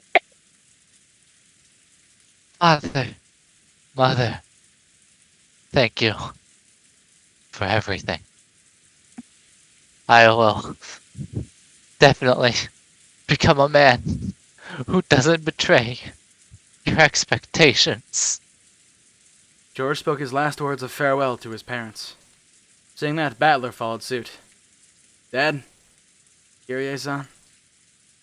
Their faces looked like they were sleeping. That just made it even more painful. Forgive me for leaving you in a cold place like this. I'll definitely get whoever did this. No matter what.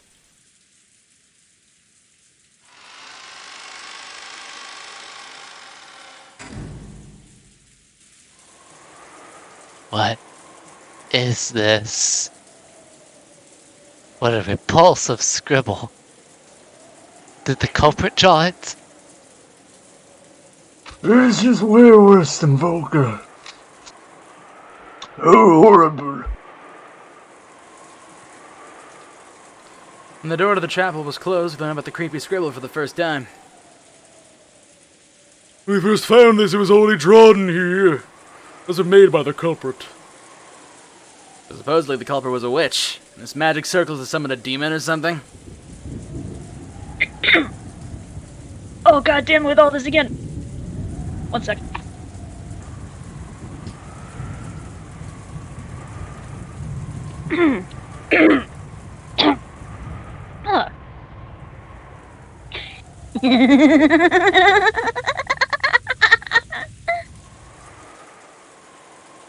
Magic circle of the sun. Don't you even know that?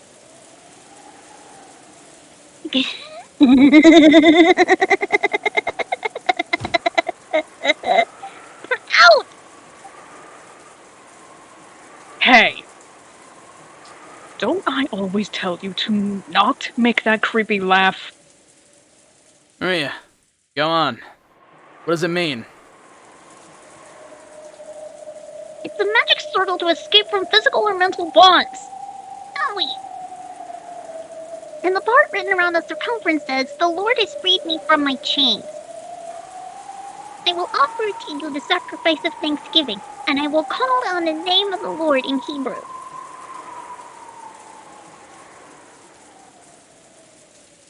Sacrifice of Thanksgiving. So, they killed Father and the rest to use them as human sacrifice for this magic circle?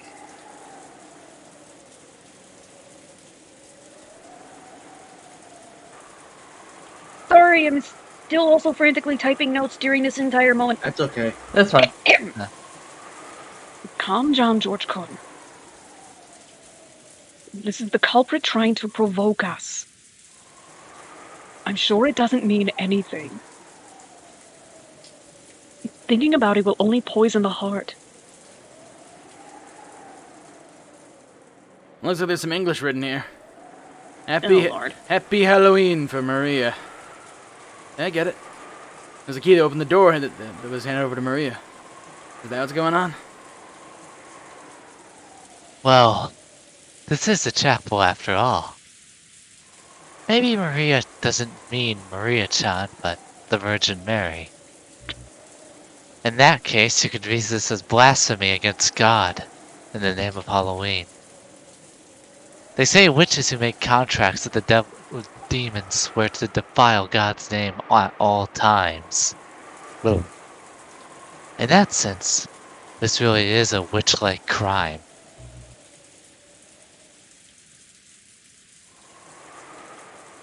Sounds like you know a lot about it.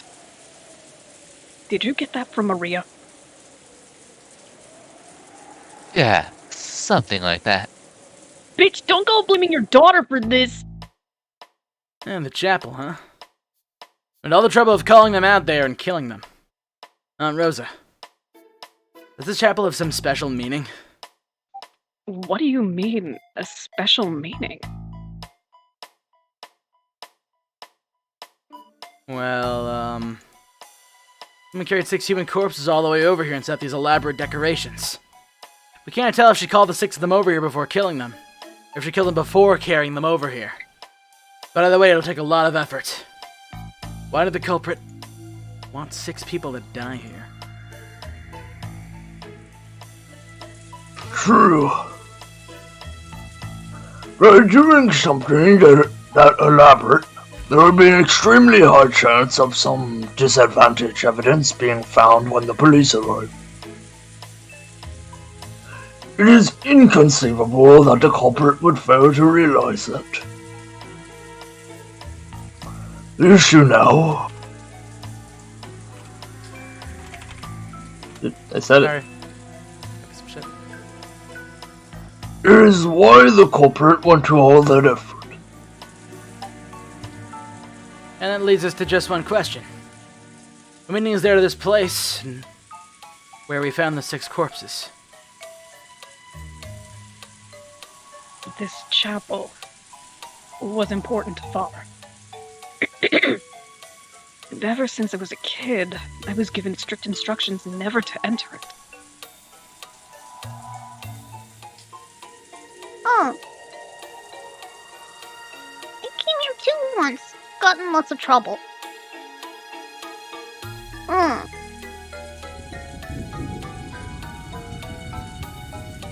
An important chapel? Does it have some connection to the Shiramiya head family? I don't know. Father viewed this chapel as very sacred, and he treasured it so much that he had it redecorated several times. But as everyone knows,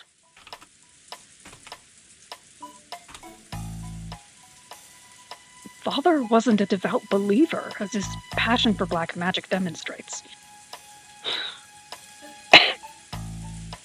I've never heard of him coming here to offer his prayers to God. As far as I know, the Master has never come here.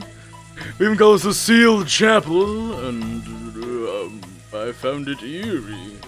Like a haunted house.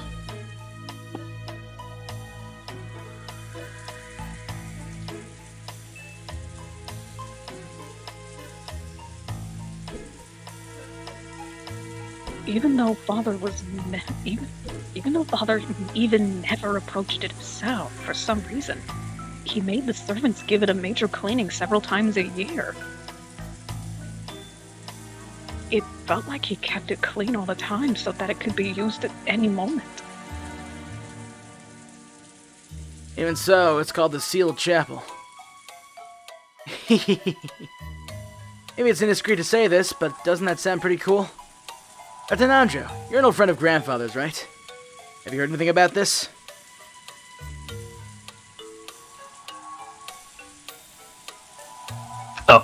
I did ask about it once long ago, but I forget exactly how he dodged my question. That's right, I believe he said something like, Someday, perhaps I too will be able to receive a blessing there. But unless a miracle occurs, that day will never come. What does that mean? What would he do in a chapel? He couldn't mean his own funeral, right? I wouldn't believe that of Kinzo-san. Here is a man much more focused on the living now than matters occurring after death. No, it does seem to be the root cause of the current inheritance problem. What would he do in a chapel? Pray? Aren't confessionals done in a chapel, too? Anyway, it sounds suspicious. I don't know the reason. But just as Dr. Nanjo said, in Grandfather's eyes, all of this about not being blessed unless a miracle occurred was set in stone as far back as this chapel's construction. How do you know that? See? It's clearly written over there. Look, right there. Giordano pointed to a relief with rusted gold letters on the arc above the door. Looked like some message had been written there in English. The rest made it clear that the message had been there ever since the chapel's construction.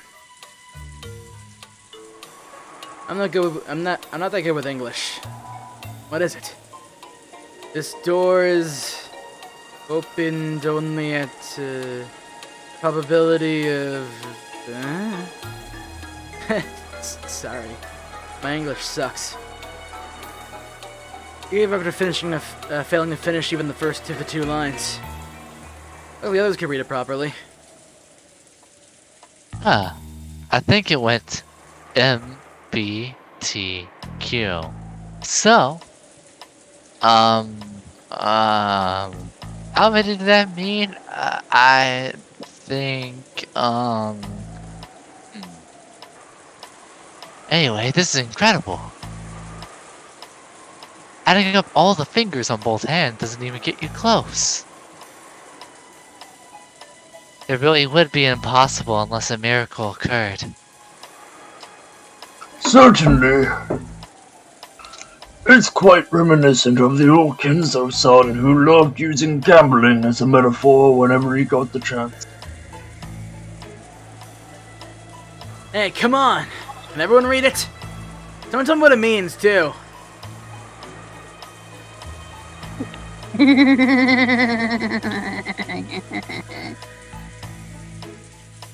You gotta at least learn English. How did you get into high school without even being able to read this much?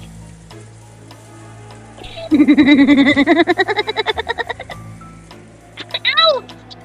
Oh! Ow! Ow!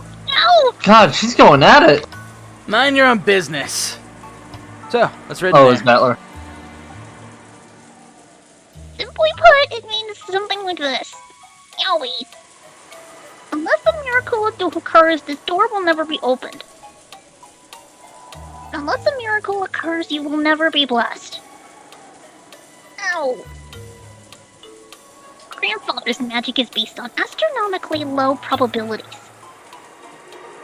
In other words, a miracle for opening this door would probably require an incredibly vast amount of magical power.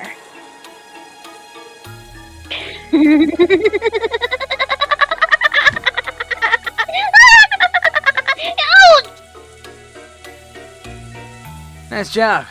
You can shut up now. Rosa-san, did you have Maria take English classes? Looks like it's useless to try and learn English unless you start when you're young, after all. The sealed chapel, huh? Setting aside whether she was a witch or not, it's rumored that Beatrice actually existed several decades ago. And was Grandfather's mistress. This is, just my imagination.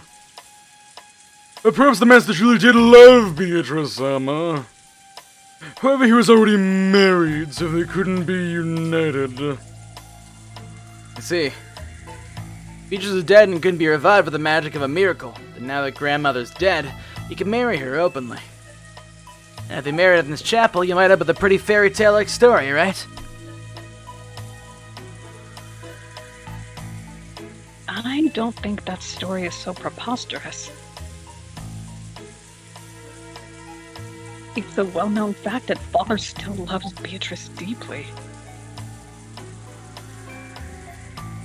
And also, even though I said I found it creepy, I seem to remember that the interior of the chapel was quite magnificent. The thought that Father built this chapel in the hopes of having a wedding with his dead mistress might not be that unlikely.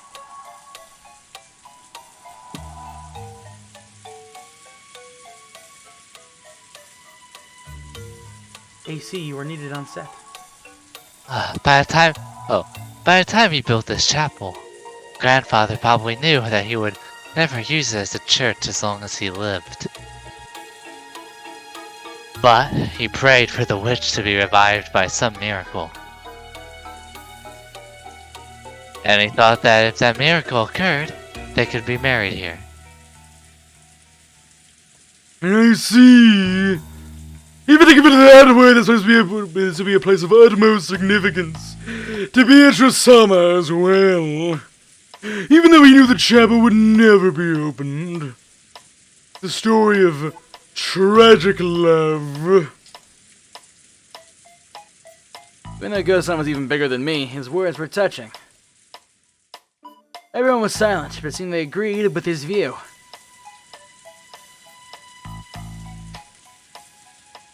Even though he knew it was a chapel never to be opened, he still probably dreamed of the day that a miracle would occur.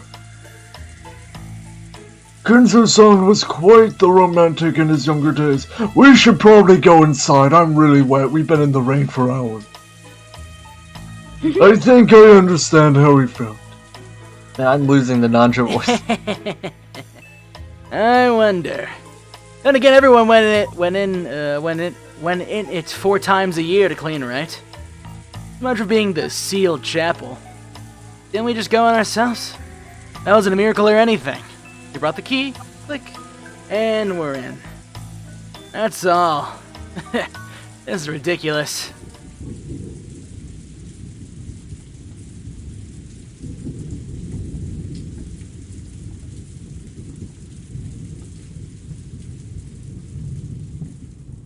Nope. Zuck, sorry, I'm taking notes. No problem. Yeah, how long have they been in this rain? A pretty long time. Probably long enough to have been soaked to the bone. How wet are you, Bone? I don't know, how wet are they?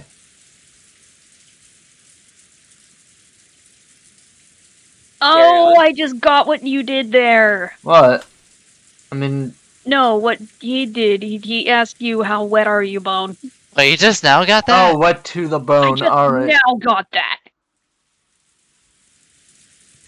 I actually didn't notice that either. Today. I said soaked to the bone. Yeah, I noticed it now. Yeah. Yeah. I think that's the worst joke any of us have ever told on here. No. No. That's We've had much worse.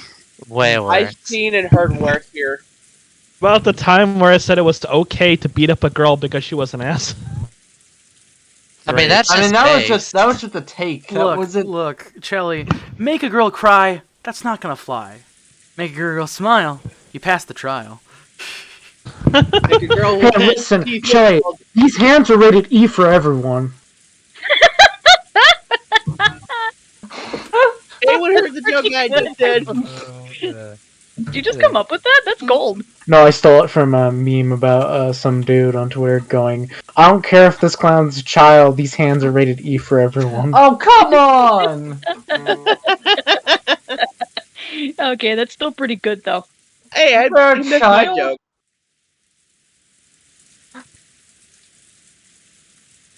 Did you already do the huh? I can't tell. She's still typing. Okay. And while Kana's typing, I did notice, well, speaking of what I just said, seems that, like, in part 1, Maria was constantly like, yeah, the witch is gonna win, you're all gonna die. But this time she's, like, you know, actually being helpful, even if she's going gremlin to do it, like she's explaining shit. I mean, she did that in She was AP1. like that last time. Yeah, she was pretty like that last time. Let's save all of this for the after discussion. Right. Mm-hmm. Okay. Huh? What? Then, what does that mean? What are you talking about? As far as I can tell, I've just been joking around. Found myself a bit irritated by the sob story that this was turning into. But then Aunt Rosa suddenly jumped on me. With a really serious face. Aunt Rosa's face grew increasingly pale. Took the magic circle on the door and then her hand. Back and forth, back and forth. What is the matter, Rosa-sama? Hey, Goda-san. The key to this chapel.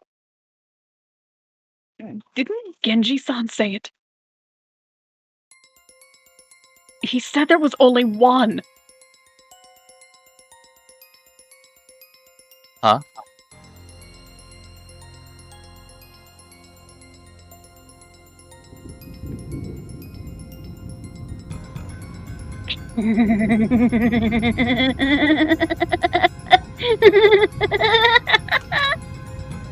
It took you all way too long to figure it out.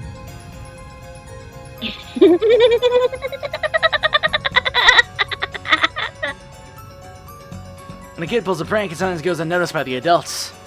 And the kid who did it gets all disappointed. If a prank then gets sprung on someone much later, it can really make a kid's day.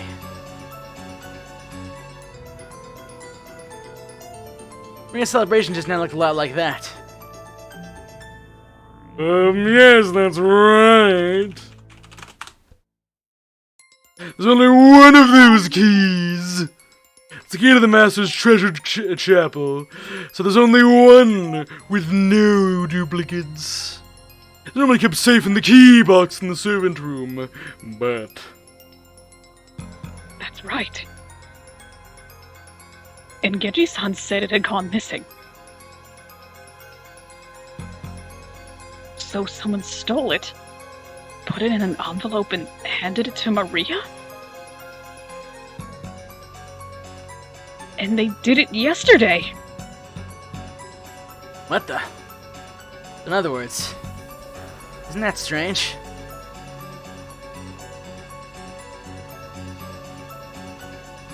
That's absurd. This is getting bizarre. What do you mean? I don't have a clue what you're talking about. Me neither.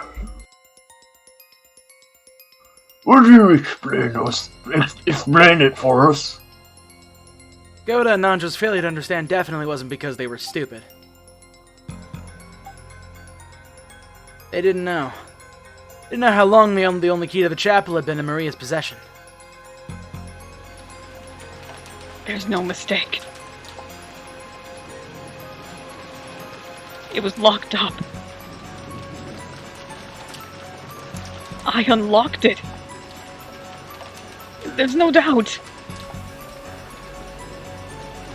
Rosa kept closing the door, locking it, pulling it on to check the lock, and then opening it again. Her face was becoming pale again.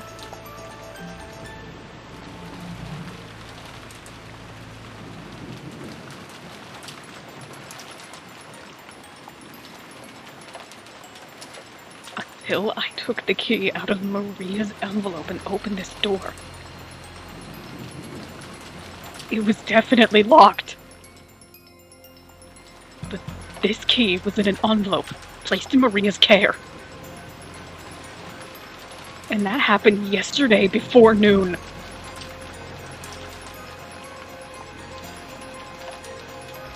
Sorry, excuse me, I have a nacho in my mouth. Fitting. Yeah, Oh, fitting. God. What? Like, what did you say? But that doesn't make any sense! You're right. Mary received a one-of-a-kind key from a woman calling herself a witch midday yesterday. In other words, from midday yesterday until this morning when Rosa's son unlocked the door, this chapel was a closed room. How did they get those 6 people in here? How did they kill them? The death of 6 people had shaken us up badly. We learned about that weird magic circle in the history of the chapel, so that we'd figured out at least the part of the puzzle. But that was all absolutely trivial. From midday yesterday until this morning, this chapel was a closed room. But our parents were with us until last night. How did that culprit get into this building? How did they lock it up again? What are you trying to pull? Again? A closed room again. I'm trying to say you unlocked it with the power of magic. Don't take me for a fool.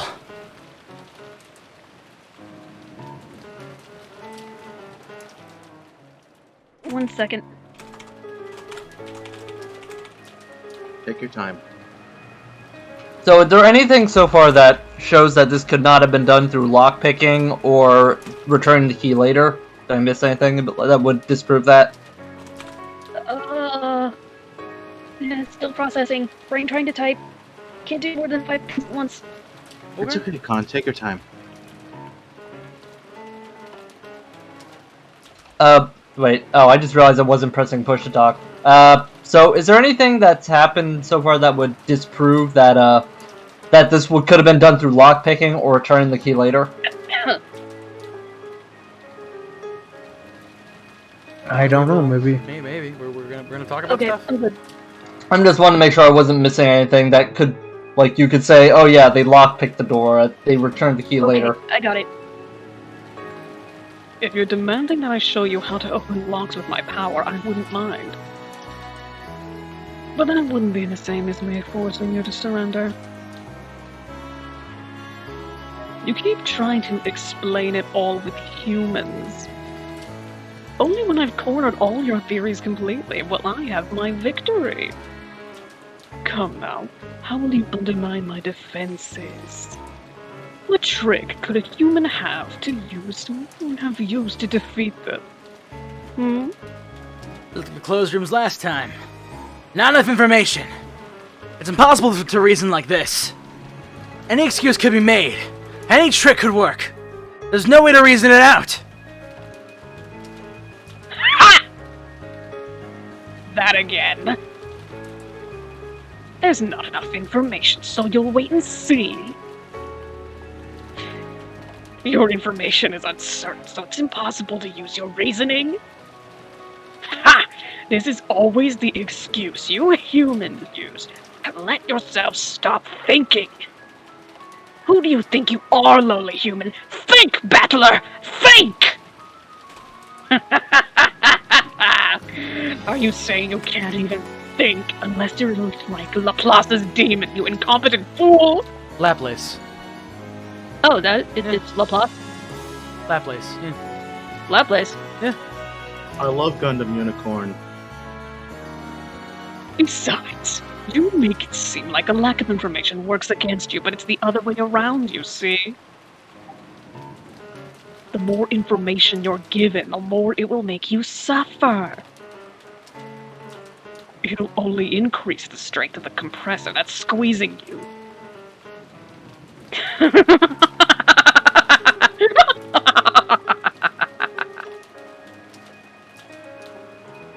Oh, in that case, let me say this. It's impossible to verify that this is a closed room in the first place. If we're talking about demons, I can play that game too. It'd be possible to prove this isn't a closed room. Just show someone how they could have gotten in or out, and you're done. That's impossible to prove that this is a closed room. You can never deny the endless set of possible methods for getting in. In other words, this is one of those devil's proofs. This concept of a closed room is actually something that it can never be proved. I'm getting excited. Excited over what? I'm thinking with a lack of information as excuse, and now this.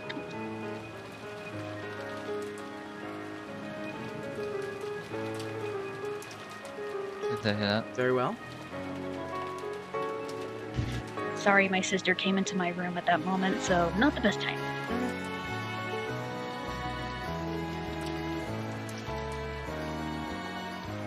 Hang on a second.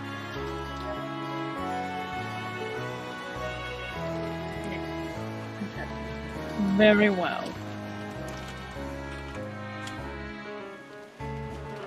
If that is your move, then I will accept it. Continue. First off, looks like you're trying to claim that this chapel is in a closed room.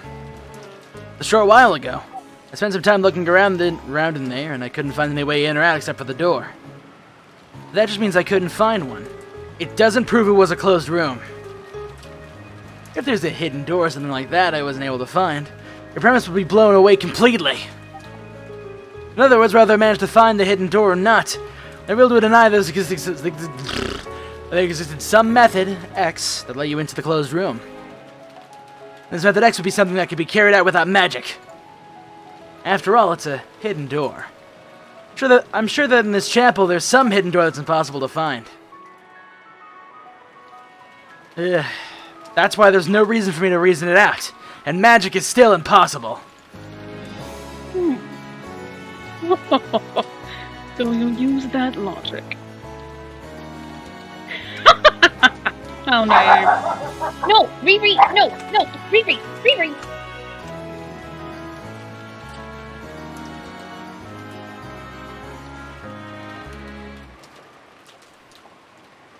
Oh, what? Konecto's Hellhound is getting a bit wily. On my end, for some fucking reason, my desktop is flashing into the frame. Oh, that's in on stream. Like fucking my files were just exposed. I'm pretty sure that doesn't happen on stream though, so it's fine. I'm not seeing shit on it on stream outside of the stuff. Goodness. I didn't want anybody to see porn.png. Yo, boob.png. I do not have porn.png on my joke. Yeah, it's a Doesn't have JPEG. folder. Orange, can I post that Invincible meme? Sure, I guess.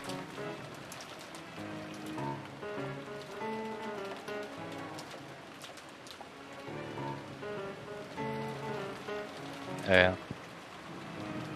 Did you make that? No, it was No.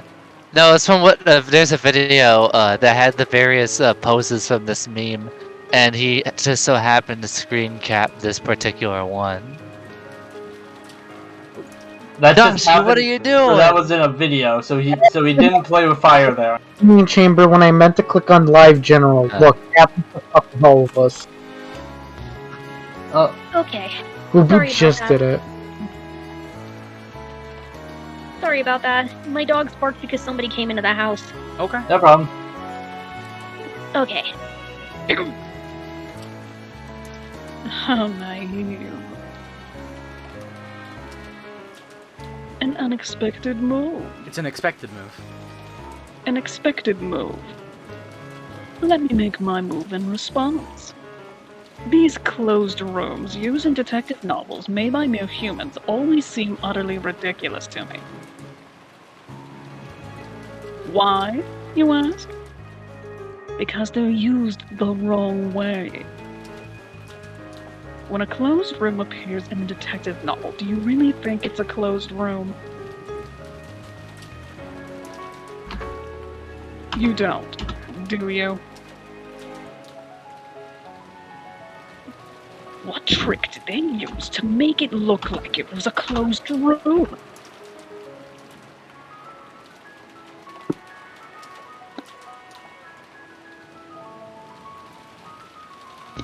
That's what you think. In other words, there hasn't been a completed closed room in any of the closed room motors that humans have built over the last century. Oh. Better not say that unless you want to face the wrath of the mystery fans. Chrissy's probably grinding her teeth in her grave. I feel called out right now.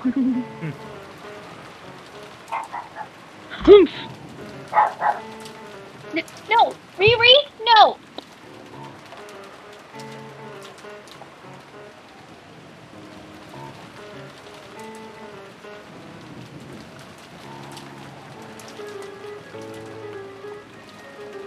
One sec, I need to stop my dog from doing something completely and utterly stupid.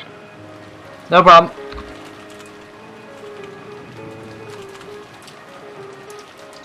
I'm kind of surprised Butler's not saying that the door could have been lockpicked. Don't consider lockpicking a factor. Okay.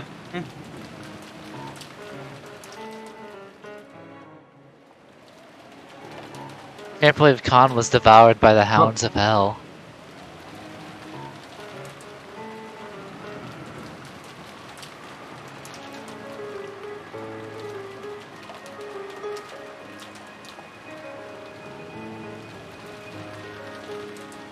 Did it? Cause Yeah.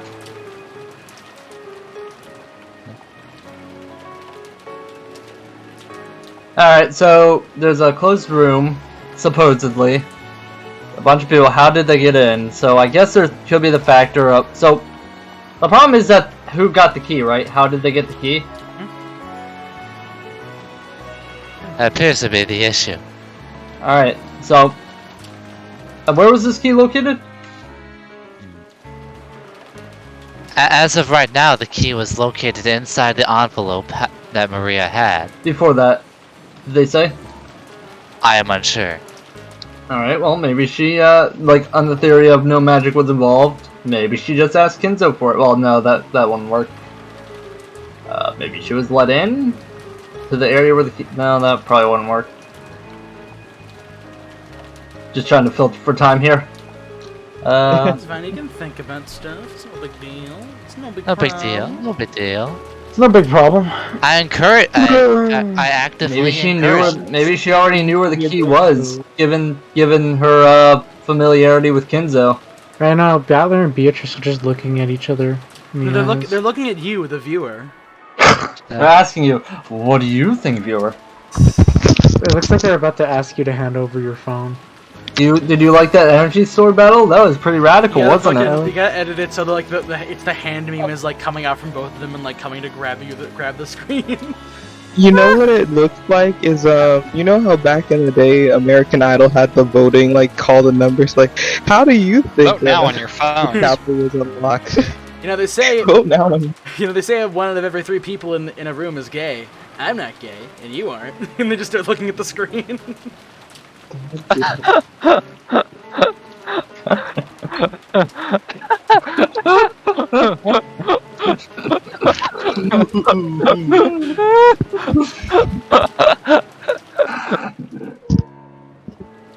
That's stupid. Damn that Sadako hand.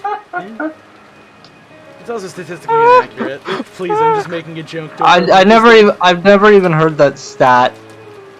No, it's a fucking. There's like a meme joke about it or some shit.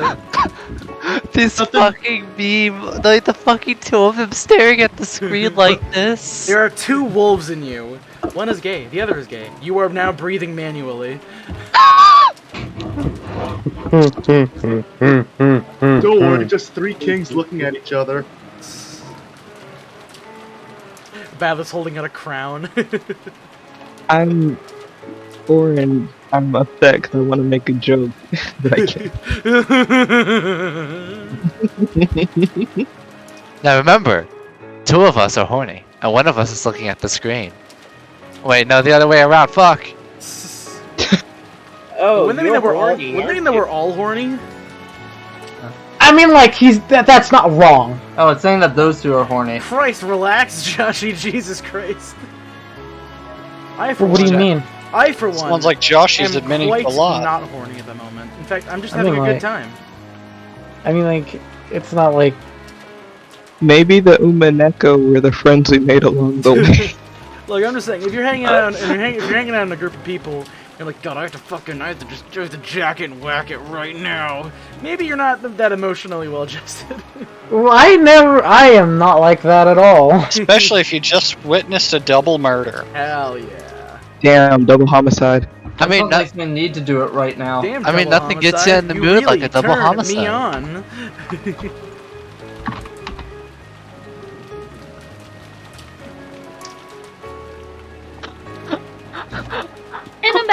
Wait, All why right. are you breathing Perfect. heavily into your mic? He's laughing. Oh god. I'm sorry, Joshy is horny right now. Please go on. No, Hori, shut the fuck up! It was AC laughing to the mic, is what you heard. Yeah, that's me. So then AC is horny. I'm not! Fuck. God, we're going for everybody's fucking throat today. I'm horny for knowledge. Let's continue.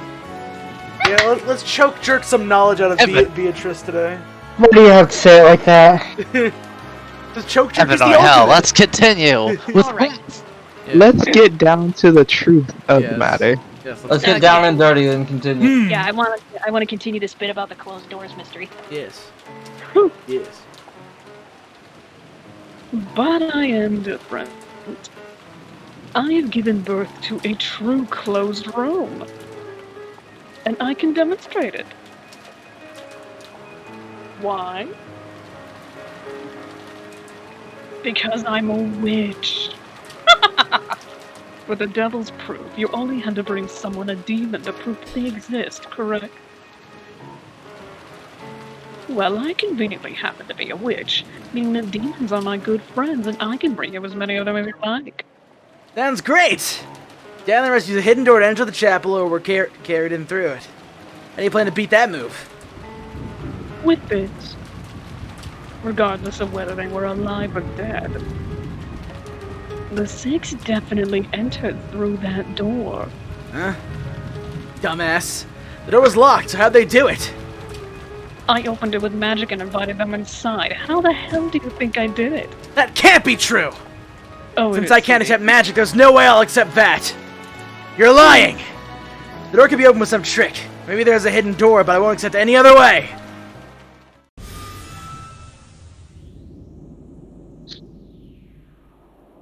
Perpetual check. That's what we call an endless repetition of moves in chess.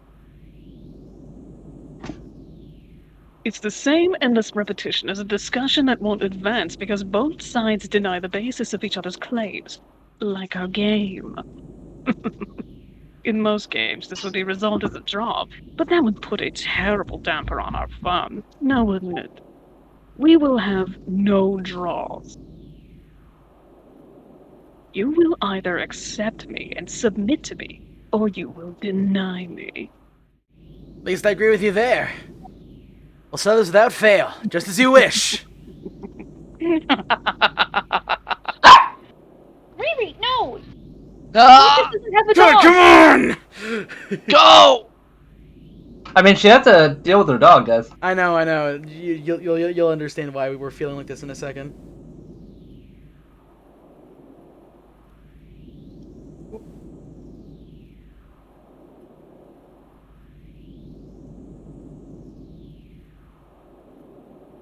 Beatrice is really happy. I'm sorry. My dog is after my donuts. The classic. Fair. Donuts are very important.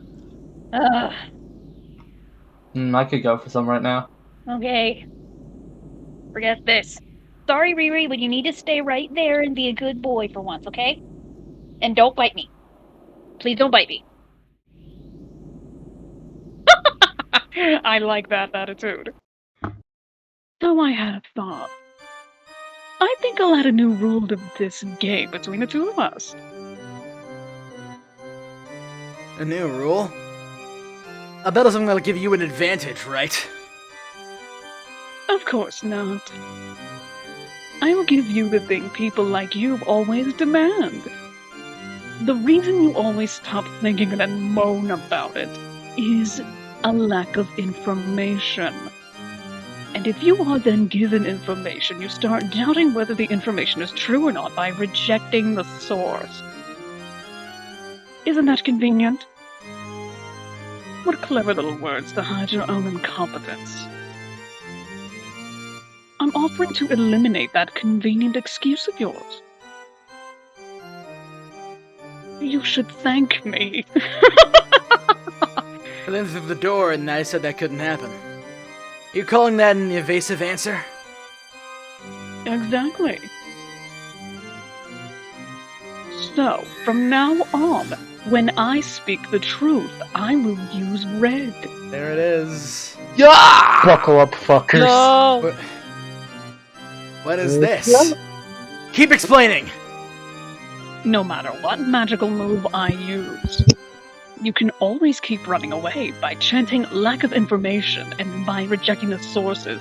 Chant fake news all you want, it's still the truth. Even though I would still win in the end that way, it would be extremely boring. Because of that, I'd be happy to give you the information and sources you so desire.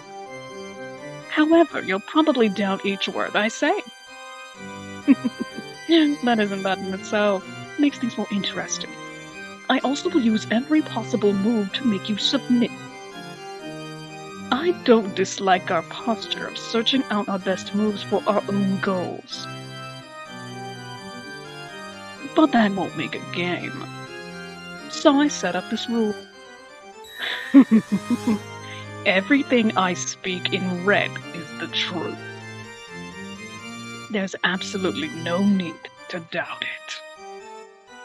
Are you telling me to believe that? This is a game between you and I.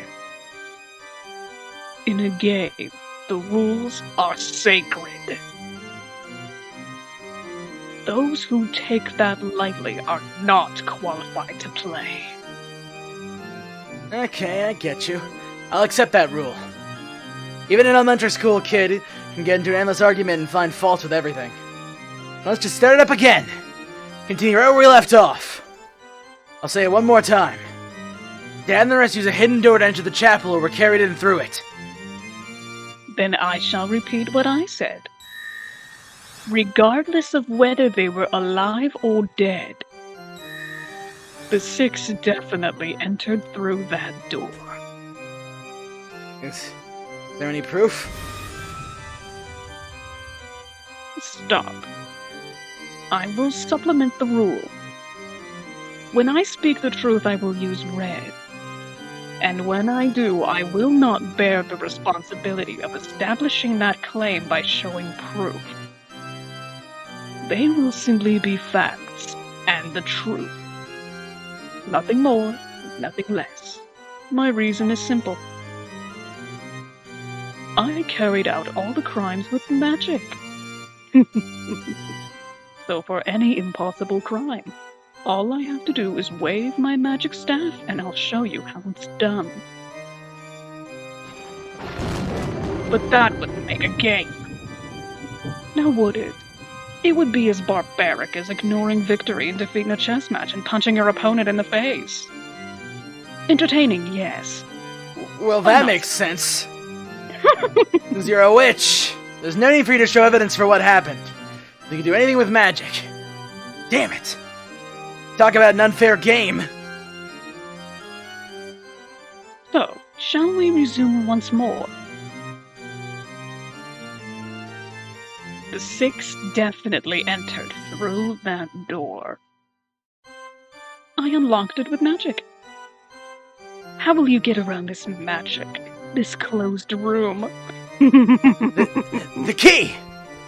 Genji's on the other side there was only one key. That's impossible to prove. Culprit secretly made up a duplicate key.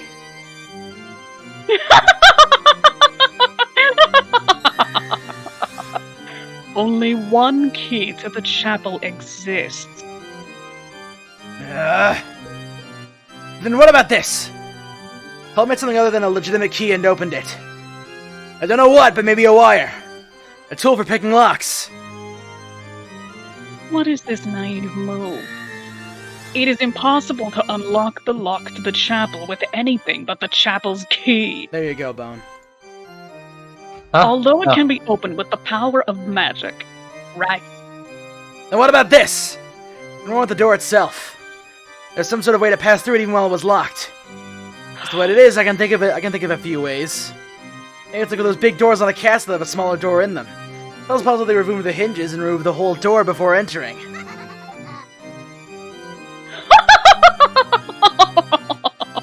Is this the best a century of human wisdom can manage, battler? When the door to the chapel is locked, It prevents any and all methods of entry or exit. Assuming you can't use magic, right? Is it about time for checkmate? Not even close. The 6 people entered through a door, but you didn't say it was the front door. Entered through another door, a secret one.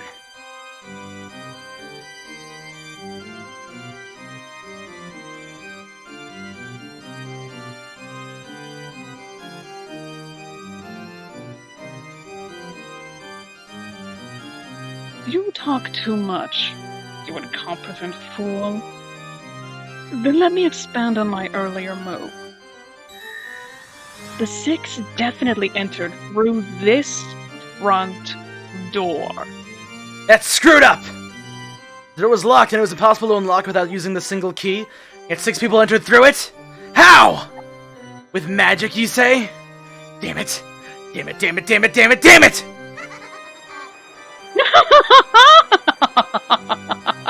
Are we already seeing the limits of what humanity can manage? Then shout that you resign. When one admits defeat, it's customary to shout it out and knock over their own king. So, do you resign? Then announce your surrender and knock your king over by kneeling. Then you may kiss my shoes. There should be no greater joy than forcing a man like you to lick my shoes.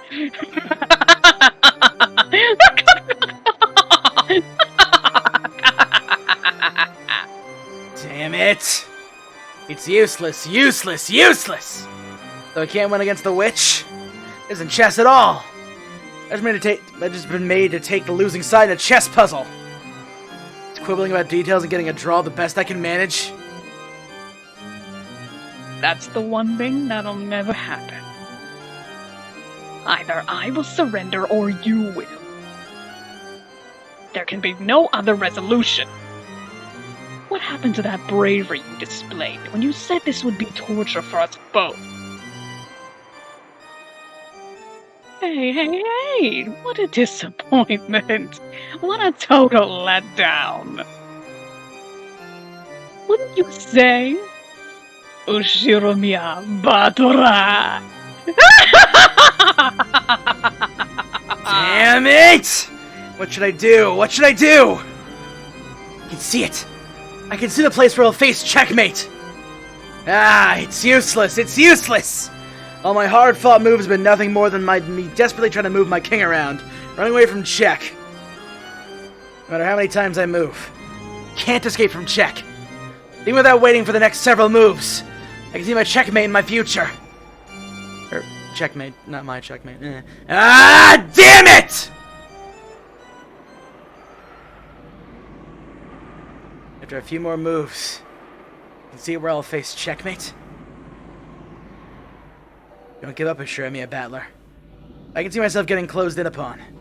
If I spin the chessboard around, I should be able to anticipate her next move, right? Remember what Kyrie-san said. When you're thinking about something, the closer you get to the very, very end, the easier it'll be to anticipate. Spin it around. Spin the chessboard around.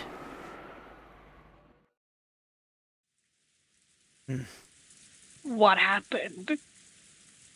You fell silent all of a sudden. Fear not. Surrender is but a momentary shame.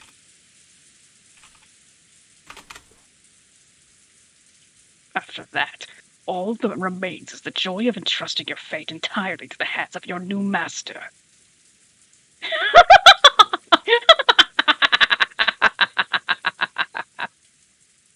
Come on, cry out in resignation. I can't hear you. Speak up and say it clearly.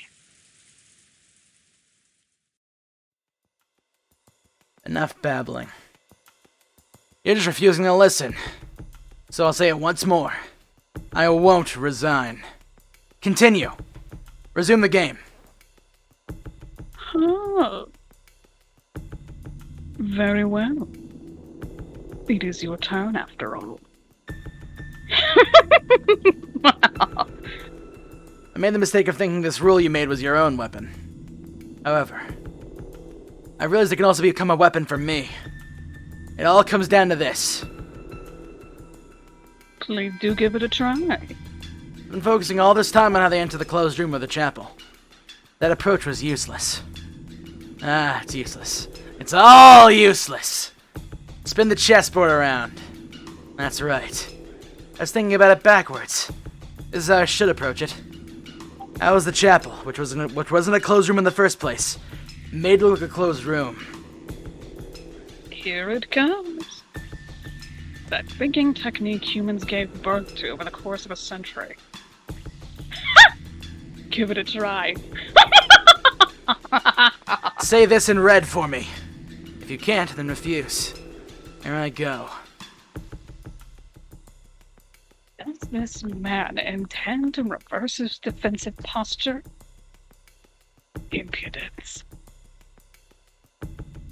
Yeah, the only way to enter the chapel is at the door. And there's only one key. But wait. The question whether the key really was handed over to Maria yesterday before noon. My. But you're dragging this on. Do try and get to the point, boy. Something like this. I've been under the impression that the key's been unusable since midday yesterday. To assume that this was a closed room from midday yesterday until this morning. I want to hear you say this impression of ours is a solid fact.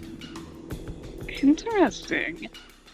So you turn your reasoning not to the door, but to the key. Go on. Yesterday, Maria received an envelope from you. She didn't open it, but she might have felt it and known there was a key inside. It's not like she'd have been able to confirm absolutely that it was the key to the chapel. Here's what I'm getting at. The thing inside the envelope given to Maria was a fake. If you think about what you're saying, it's ridiculous. This morning, Rosa definitely took an envelope out of Maria's handbag, and from that obtained the genuine key to the chapel. It wasn't a fake, as you suggest. I know that much. I'll continue. In that case, when Maria first received the envelope, the thing inside it was definitely the same key to the chapel, right? Oh. See what I'm getting at? Midday yesterday, you gave Maria an envelope with a key inside.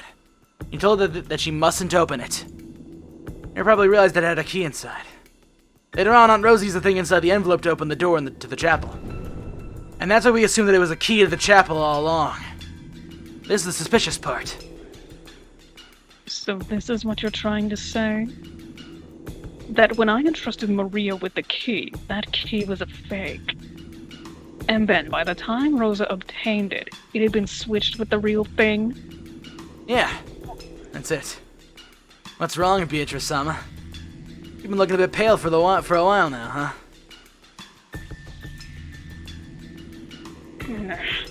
Those close to me sometimes call me Beato. Beato will do. It's your turn, Beato. The turn of the Golden Witch! Let's see you dodge this. Very well. The key to the chapel truly was the object inside the envelope I gave Maria. I'll move forward. Can you repeat it in red? That envelope was completely under Maria's supervision until Aunt Rosa opened it. If you can't say it, then say you refuse. Check. I refuse. I've spun it around with just one move. Now it's your king on the run, Beato. I have a reason for refusing. It regards the definition of the phrase under her supervision. In its purest meaning, Maria would need to have her eyes on it around the clock for that to be true. But Maria didn't go that far. It may have been completely under her supervision when she took it out of her handbag, but after she put it inside, it disappeared from her field of vision. In that sense, the phrase under her supervision would be inappropriate, so I couldn't use the red and nothing more. I bet that move hurt. Your face tells me you've guessed the next one. Sorry. I'm kind of woman. I don't hurt them. I never betray a woman's expectations. It's time for you to repeat it in red, if you think you can. No one was able to touch Maria's handbag until Aunt Rosa took out the envelope.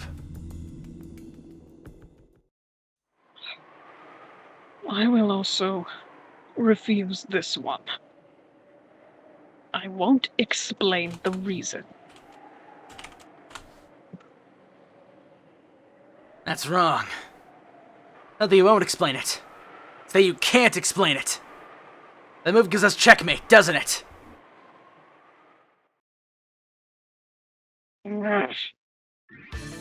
If you can't do it, then I'll explain! The key to the chapel really was in the envelope you handed to Maria. Then Maria put it in her handbag. The next morning, Aunt Rosa took it out and opened the lock. However, Maria didn't have the handbag under her complete supervision. There's no need for magic. It's a closed room trick that's possible for a human. The human culprit handed Maria the key, making Aunt Rosa use it in the next morning. They created the illusion that there was a closed room during that time. You can't deny the possibility that during that time, the culprit took the key from Maria's handbag, used it, and returned it by morning! Can you say it in red? Repeat it! If you can say it, then say it! It's check again! Not yet. I removed the check. The envelope with the key in it should have been sealed with wax. Rosa took it from an unopened envelope. Really?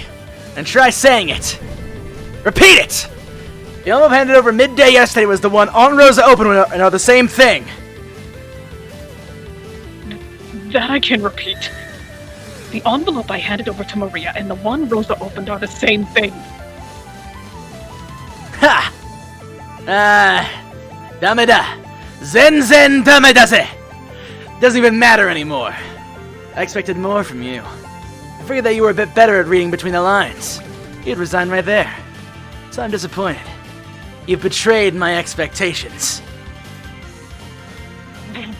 What? Who cares if the envelopes were the same? Envelopes can be sealed with wax over and over. The key inside is what's important.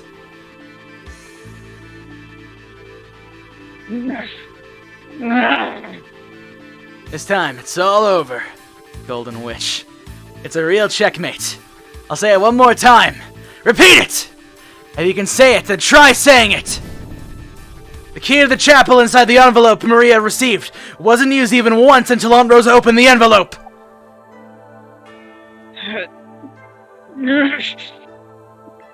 How? How could I against a lowly human? I'll keep on saying it, Beatrice. Repeat it! Key to the chapel inside the envelope Maria received wasn't used even once until Aunt Rosa opened the envelope. 1 second, I wanted to write that. Damn it. Did anybody get that? You need to open up a transcript. Alright, here we can open the transcript. Please.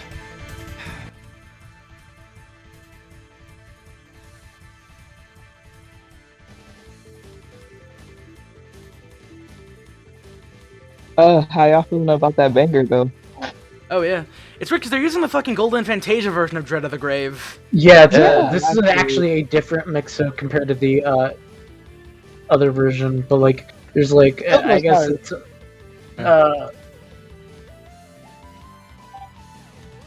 post the original version, yeah. Just Okay, I've got it. Okay, you good? make sure you post it as audio Yeah, form. See if you can do go. that. If you're gonna yell, then say you resign! This settles it. This is the truth! Aunt Rosa obtained Maria's key this morning. At one point, it passed to someone else's hands. Then they used it, resealed it, and returned it to Maria's handbag, making it look like it hadn't been used. This is a trick with a cheap loophole. Assumption that the key wasn't used because the sealing wax wasn't opened. Checkmate! There's no magic. It's nothing more than a trick that's possible for humans. In that case, who do you say stole the key? Try answering. This time, you try repeating it. That's right. I'm making you repeat things all the time. I'll have to answer that every once in a while. But I refuse! What? My condition for victory is denying a witch's existence. For this impossible crime done with your magic was actually possible by human hands. I've smashed your closure with something possible even for humans. However, I won't specifically investigate who the culprit is. Because I believe in humans. But I definitely won't accept that there's a person among us who would steal the key from Maria, use it, and do something so horrible.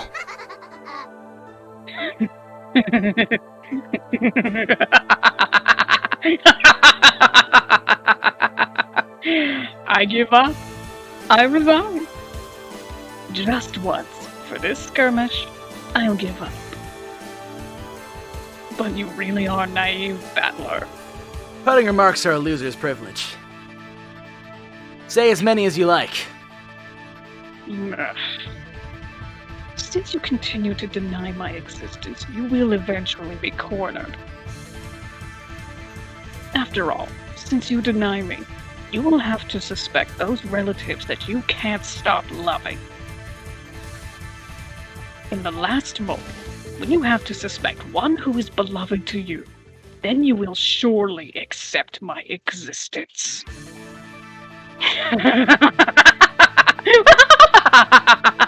Drew, you defeated me in this skirmish alone. However, that naive logic will definitely destroy you. You can't win against me after all. Ushiromiya Batara! And there we go. So, I will say I did get spoiled that red text was a thing. Do you watch the anime? No, wait, that's in the red text is in the anime? They just have to sort of. They do it in a weird ass way, though, is the thing. Oh, but no, that wasn't the thing. It was like a Twitter post. Like I was looking at like a Twitter post from a guy, and like I just looked in the comments, and then somebody just mentioned the red text. I will say the person's no longer in here, but there was a person who made reference to the red truth in their name. Oh. Yeah. I mean, I don't think any of us would have guessed that if that was all. Wait, was it like a? Would it have explicitly told us? It was literally like It says it in red. His name in red or something along those lines. Hey, what does it mean here in the Twitch stream? What? Konako is slowly turning into Aoi. Soon she'll start digging her own swimming pool. Oh, because of the donuts. Oh!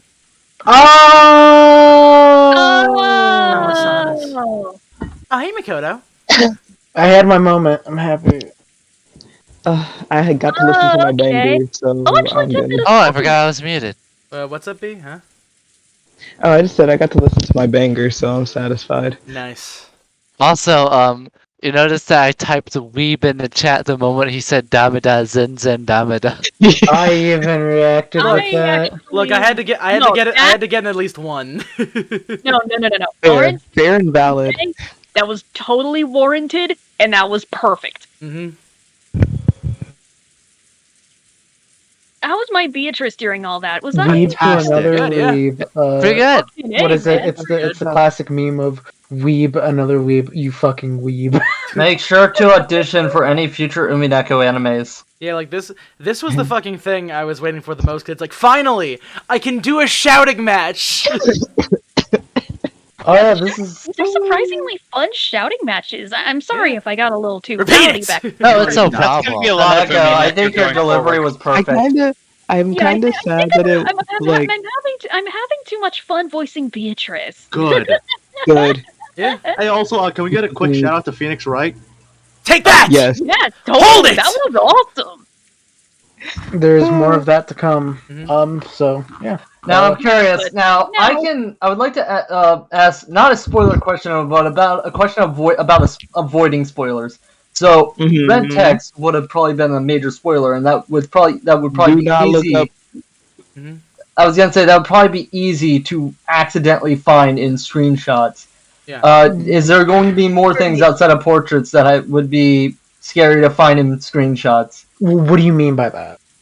like tech stuff. Like, well, actually, that'd probably be a spoiler in itself. Asking that. Well, yeah, DM telling it you to would me. be a spoiler if it was. I or would say, not. regardless, if you see any type of text that's colored or otherwise, it's a spoiler because it's a visual novel. It's all text. Well, Okay. Just yeah. don't look up anything. If anything, if you Should've guys, looked. if you want to, just you can DM me, Orange, or anyone. I'll probably, I'm always available. So if you DM me and ask me, hey, is there any chance you can look up something for me, such as like, hey, some people wanted to know the definition of something, like a name or something. You're free to ask me, and I will look up a definition. Anybody with the funky Golden Land Gamer tag on the Discord you can talk to, and they'll probably give you very non-intrusive, non-committal answers about things that you may ask about in Umineko. Wait, Zaz, were you doing a meme? Oh, I do have a question. God, fuck I you. don't know if it can even be answered, but No, I'm gonna hold on. I'm sorry. I don't mean to interrupt the discussion. I have to expose Zaz's balls live on stream. He DMs me when I say that. Hey, can you look something up for me? And I go, yeah. He goes, Sugma. okay, fine. Huh? Yeah, Fucking- no, it's You haven't heard of Sugma? SugmaCon? Oh my god. No. And I'd rather not ask, honestly, because I feel like this is gonna be like Candace. Sugma nuts. Who's Candid now? No, it's Sugma Dick! You fucking dropped it! God damn it! Oh, either one works. I can't believe Bone dropped that combo. No, the combo is fine. It's an alternative combo. Okay. This banter is nice and all, but I feel like we've already got to go and do something first.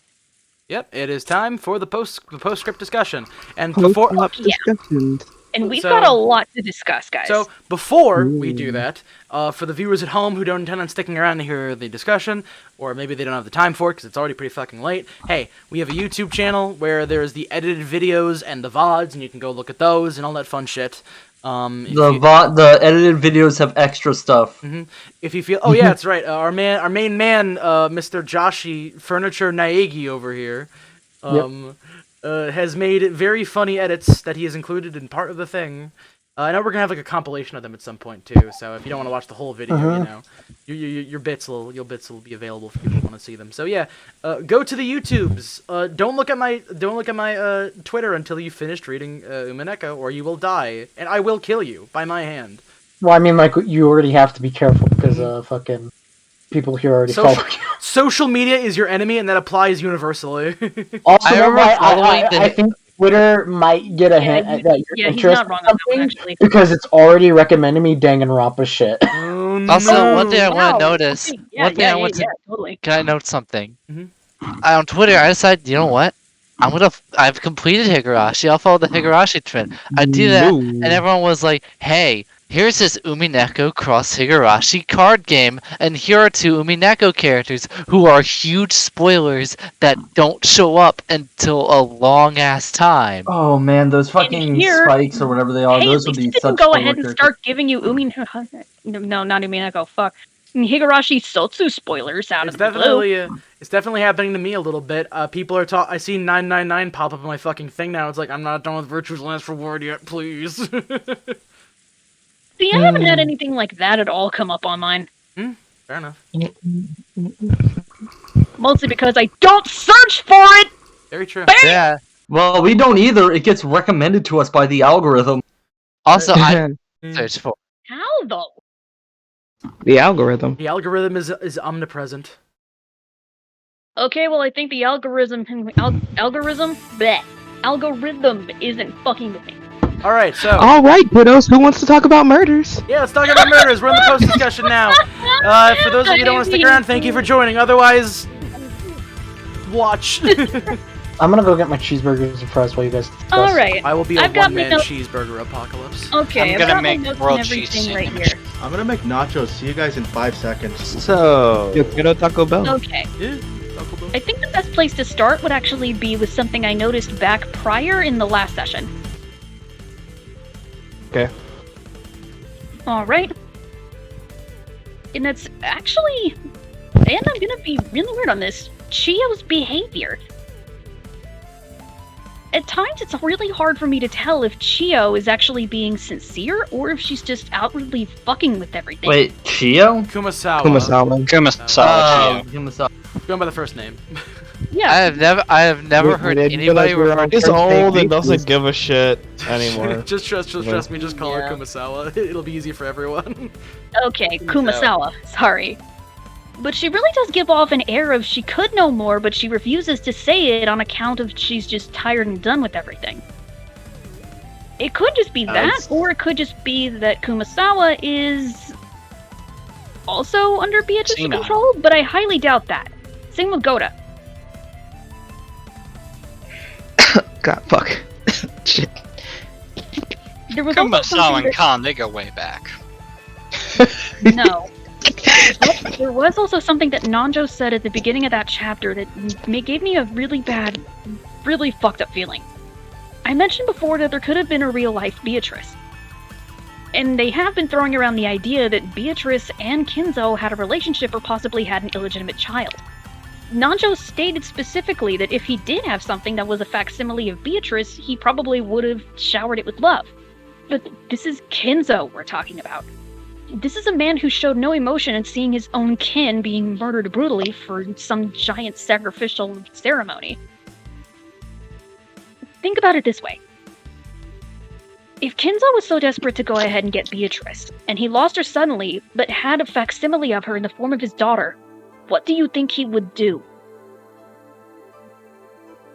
Something horrifying.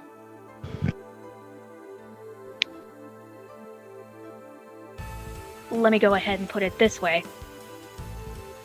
If that daughter was of age, and looked just like Beatrice... Don't apply it, that sounds creepy, but ugh. This is Kinzo. That possibility exists. And as disgusting as that sounds, it's probably the one that makes the most sense. The heckin' incest? Yeah, it's disgusting, but it would be something that Kinzo would probably have done. I don't believe this theory I currently have, but is it possible that the current Beatrice is actually the illegitimate child? I wouldn't put it past it. That could be something that's on the table. I had a question about, like, the whole end of the chapter with, like, the checkmate, stuff. I'm curious, is the idea supposed to be a lot of these characters are unreliable narrators? I mean, we literally saw Beatrice summon Asmodeus and the other one and use magic. And then she's like, Battler's like, magic doesn't exist. You're not real. Talking to her. Like, I don't get that, like, meta-narrative. I do have some theories and ideas on that, but I wanted to actually start from the last session and go in order. That way, it just helps to realign the thought processes. Oh, you're going back to the previous session. Yeah, because we never had that discussion. Right. I thought we did. We didn't. We did not. Oh, alright. Yeah.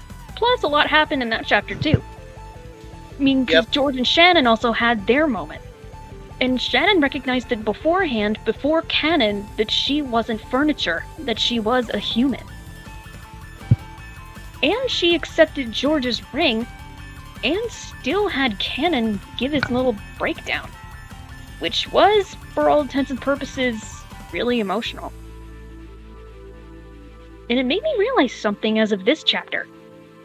The servants that are closest to Kinzo have been mentally broken and declared to be furniture at this point. They have no set human emotions. They dare not to go ahead and stray far from Kinzo.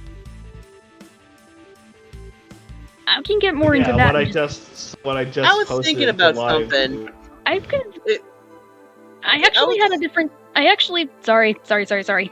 I actually did have a different theory on this, but I wanted to go ahead and get the stuff from last session out first so then I can exposit more on that and there, and then get everybody else's opinions on that. Sorry, does that make any sense, or should I, Yeah, nuts. Sure. Arigato. Specifically, during Shannon and George's thing, I was reminded of what Beatrice said earlier, that love is necessary to make magic happen. which means her engagement ring may actually hold some significance. It's no longer an engagement engagement wing. It's a wedding wing. I am never doing that voice again. That was terrible. Yeah, you don't care for the uwu voice? We're talking about wedding wings now. Okay, when you do it, it just sounds creepy. Yeah. I thought you accidentally These are voices for Nekopara for when we do that. I thought she mispronounced it and just practicing decided to her say Nepta fuck it, voice. stick with it. Petition for the rest of the stakes to do uwu voices. I am not fucking doing an uwu voice, man. Uwu, Pout notices your bolt. No. Yeah. Why? Why? Oh man, I could have stayed home and played the new Call of Duty. This is so much money. Look at the fucking camera. Yeah. You know, the final form is you have to do the uwu wet rap that Senzawa made. Okay, see, if I actually did, and this would have just happened. Are you sure you want me to do this voice all the time? Yes! No. That was a joke. Jesus Christ. Yeah, I'm not doing this. Thing is, Con, you're good at it. Just because I'm good at it doesn't mean I'm gonna do it. No, feel free to not do it. Yeah, because I'd rather burn off my own tongue and suck a dick before I go ahead and do that. Okay. Be very quiet. I'm hunting rabbits. I say in the uwu voice. Anyway, moving back on.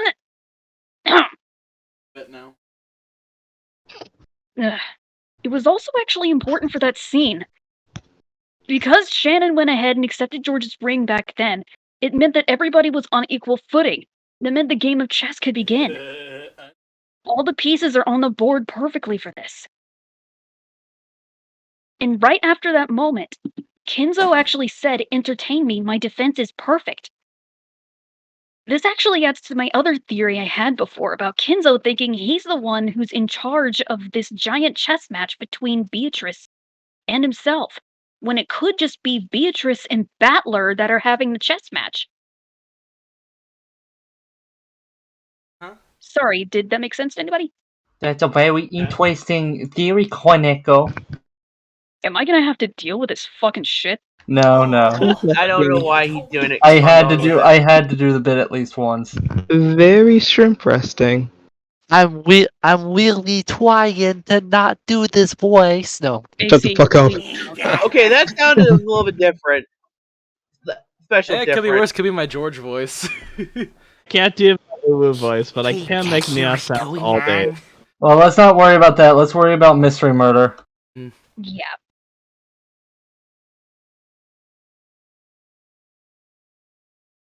Would it really go ahead and just be so far to say that, despite all of this and the evidence that's building up, I want to say that Kinzo is officially so full of himself that he's actually thinking he's the main character in someone else's story.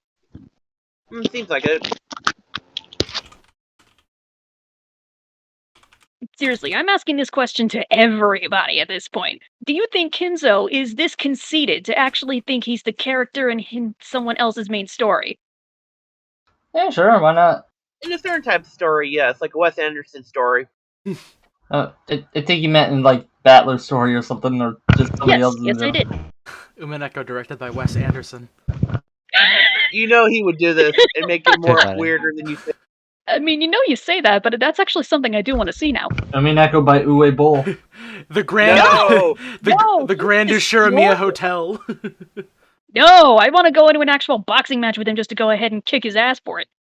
You would not. He is a very strong man. He actually boxed his critics, and he very much hurt them. I know I that. could It's the probably scary beat him up, part. but I'm a huge man.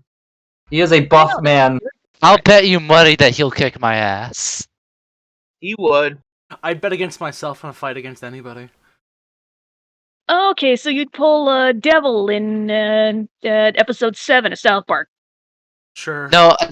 Actually, I know what that is. I would bet on me and I'd bet on Uwe Boll. So either way, I always come out on top. Wouldn't you still be half losses? I mean, when a full loss. When you bet for both sides, you're always on top. Anyway, continue. Okay. something interesting that also happens here is that Goda is alive this time. I thought he would die earlier again. That's what I thought too. But instead, the 6 people that died were 3 main couples. And not only that, the way they died is terrifying and disgusting. Do you think Beatrice chooses who dies? Because there was stuff, I forget what it was, but there was something that she said that made me think that she didn't choose who died.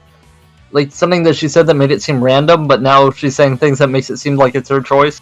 It was the devil's roulette. Yeah, do you think she's choosing who dies? Randomness. I feel like that's actually all up in the air. She could potentially pick somebody, but it would all end up as fate as to whether or not they'd actually die that way.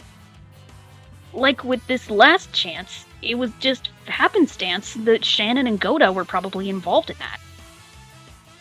And this time around, it's happenstance that Shannon and Goda are alive. Because there's still a few other people that have actually died this time.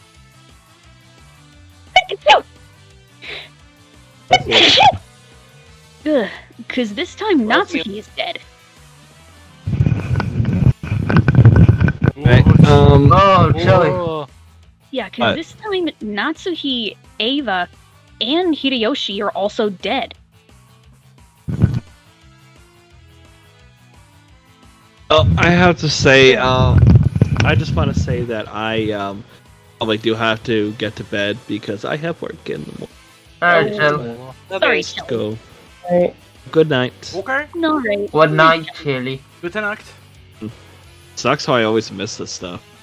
Never. It's always fun. You can always go ahead and listen in on the VOD. But part of having work is that there's less free time. I'm not saying y'all don't work. I'm saying that, I have to deal with that for... Understandable. And I don't work until the 23rd of August. Mhm. And even then it won't be work, it'll just be student teaching. Back on topic. Alright. I think we can also agree, whenever Rosa was deeply traumatized by the rice omelet coming out of a cooked small turkey. Wait, what? She was mentioning it back whenever she was first finding the bodies. She mentioned that one of her birthdays, she ended up getting a small cooked chicken or turkey as a meal for her birthday, and it was stuffed with omelet rice, which has that Japanese-style ketchup on the top of it. And it looked like bloody maggots coming out of this creature's anus. Oh yeah. As someone who has completed the series, I don't really remember that too often. I'm pretty sure you're just inferring the part about the anus. That's weird. Either way, it was coming out of the turkey. Is that better? Yes. Yeah. Okay, yeah, that is way better. But it still would have looked terrifying and disgusting to see something that looked like red maggots crawling out of what is your favorite meal. Especially on your birthday. Clearly, that's trauma. That's fucking trauma. When did she mention this? When they saw the corpses. She saw corpses. If you saw, your siblings with their intestine just hanging out, just chilling on the outside, I don't think it's gonna take some bad food to make you go, bro, what the fuck? I'm fairly certain that this particular scene was using that as a point of comparison. Yep. Yeah, like a comparison. That's really all there is to it. There's not much.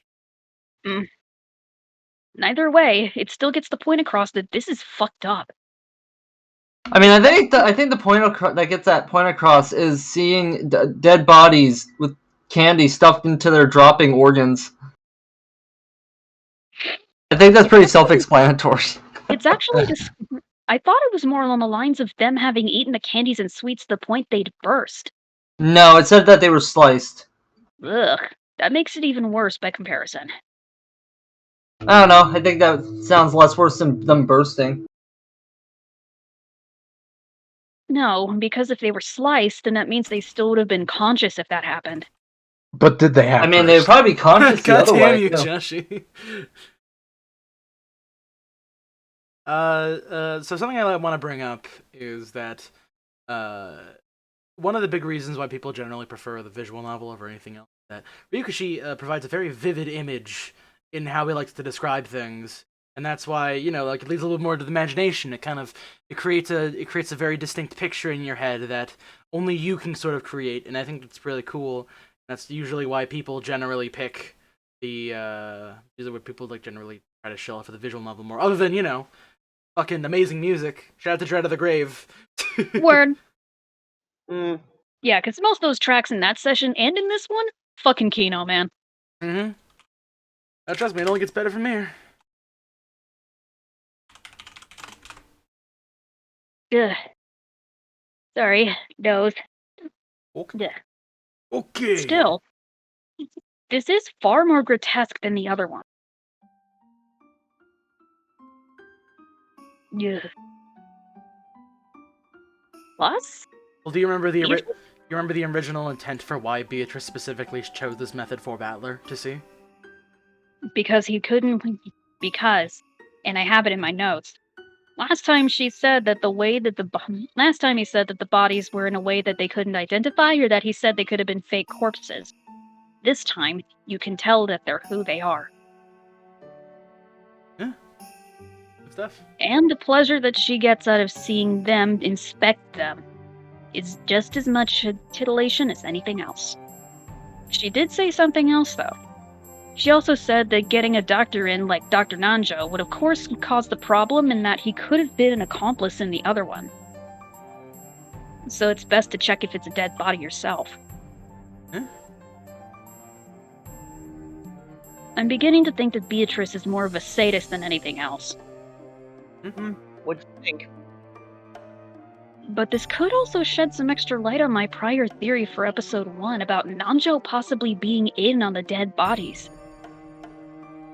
It could, but this is just speculation.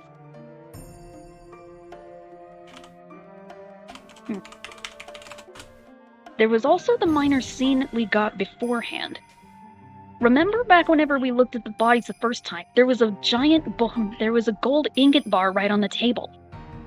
And before everything else happened, and before the 18 to 19 character crossfade that we got before everything popped up, it showed the adults acknowledging Beatrice's existence. I'm thinking that the way that she chose to get them to acknowledge her existence was by materializing the gold from thin air. But wait, What do you wasn't think? Rosa there? Rosa wasn't there too, indeed. Meaning? Huh. Yeah, that Hold seems up. so distant, isn't it? No, but it's hard to deny someone isn't a witch whenever they just made a bar of gold appear out of thin air. Well, that's assuming it was in thin air. It could have been that she kind of sleight of handed it. Could have been that she could have Do you took happen it to out of know a bag. how much gold weighs in its purest form? A single bar? In just A its lot. purest form, or even an ounce of it. How much? I don't know. Just 1 second. Gold, of course, has an atomic weight of 196.966 continuing U. And, of course, a gram of it would count to the same amount as a paper coin. So if we're going by how much a normal gold bar would weigh, it's got a high density of 19.32 grams per cubic centimeter. So we're talking about how heavy a gold brick is, and this is from base research that I've done before, because I figured somebody would have asked this question. A standard gold bar would weigh about 12.4 kilograms, or 27.4 pounds. It's not that heavy. Well, Con, think about it like this. The gold bar is 99.99 proof. If we add 9, 9, 9, and 9 together, we get 36, and the digital root of that is 9. Oh, come on, she wasn't there for the 999 game. I wasn't there for the 999 stuff, so unfortunately your joke... It's more that I think you're focusing on something weird here. No, I'm merely saying... Bone, if what she was holding was a possible 20 to 30 pound brick of gold, how would she have sleight of handed that? I don't know, she's got big sleeves. To carry 20 to 30 pounds of a single gold ingot? Maybe In she fact, kept there's it under no the arm. maybe she kept it on the table. Maybe she could have done a lot of things. And this is all assuming that it was that she made it appear out of thin air. Could have already been there. You're also forgetting one thing that even I'm noticing at this point. The red truths. Mhm. She stated beforehand, and Battler made her admit. And AC was awesome enough to go ahead and put on here. Regardless of whether they were alive or dead, the six definitely entered through that door. And the key to the chapel was truly the object inside the envelope that I gave Maria. Meaning, if she could have magicked the lock open to go ahead and put a gold ingot bar in there, we're also forgetting one key point here. Someone at some point had to have taken the key to go with them to... Yeah, at some point, somebody would have had to taken the key to show the adults that Beatrice was the real deal. And then put a different key in there at the time place and make it a fake. And then place it back.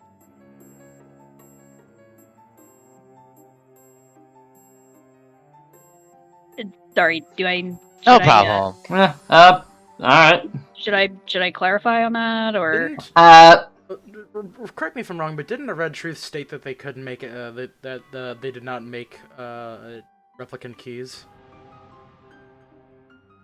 I'll have to go back and get that. I'll get as many as I can. But no, there are they some said- red truths that I have definitely missed. I think she said that there was no duplicate. Yeah, there was no Said duplicate. there I wasn't remember. no duplicates. In fact, no wait. So the distinct thing was that the key that was given to Maria and the key that was given the key that Rosie used to open the chapel are the same key. Then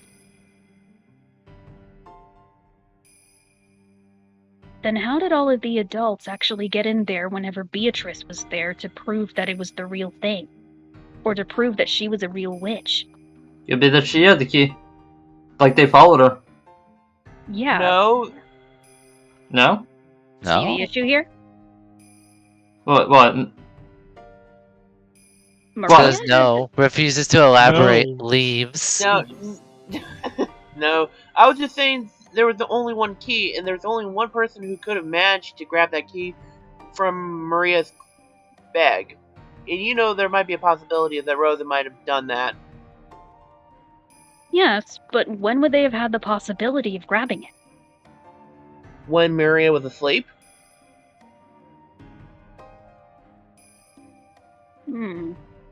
Maria was in the guest house. Who was also in the guest house? Who's in the guest house? Orange, do you want to check in my chat? Oh, fuck. Rosa was also in the guest house.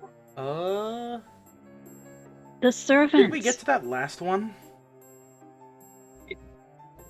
This is actually leading me into my main point. If not, I can delete that one. I thought we did. This is actually. Those are at least so far. I think that's fine. This is actually leading to something else I had to figure. Or at least something that's also very important for me. And something that I actually noticed as soon as shit popped off majorly in this chapter, cause Jesus fucking Christ, man! I was not expecting energy swords of magic and shit. Like Halo. That looks suspiciously a lot like Halo. Are you sure is that in the original This is design? not related as to well? Halo in any way. And It's also, not yes, related also, yes, I posted the original energy screenshot swords with have them. always been in Umineko. No, I mean, are the designs of the swords in this version They're the different same from exact ones in the designs original? in the visual novel. However, in mediums, they tend to vary up the designs because, like, what was it? AC? Let me find because the anime has a different design for cannon sword. It's way different. Alright then. Something I actually did find interesting. Handmade furniture. Maybe it's not the fact that canon isn't exactly furniture. For context, this is the scene. That's how the sword looks in the anime. Huh, interesting. They keep changing up the designs a bit. It's kind of weird, kind of wacky. I guess that one's also again up to interpretation. I guess that one's also up for interpretation. Sure. Hmm.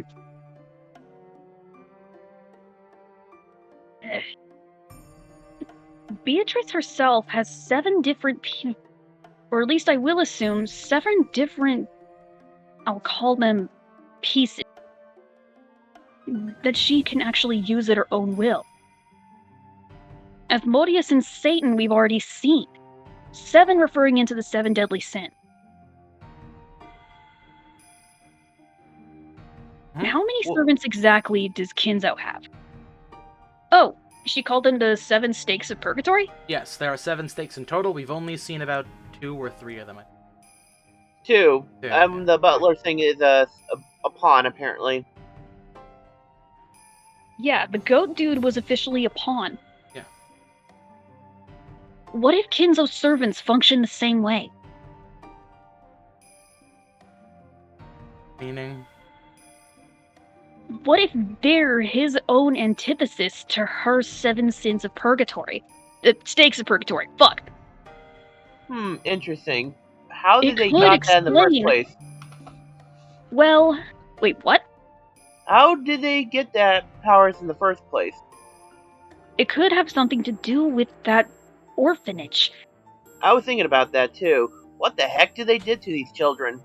Imbue them with magic, break them down mentally to the point where they had to accept that their lives were furniture. Because Canon was fully aware of this, and he said he didn't want to show Jessica that he actually had this.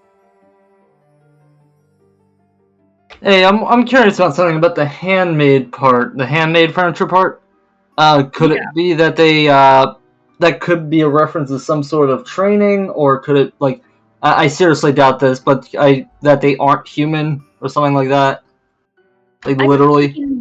I was thinking homunculi. But that's assuming that magic exists. We're all well versed. We've all seen Full Metal Alchemist here, right? We all know what a homunculi is, right?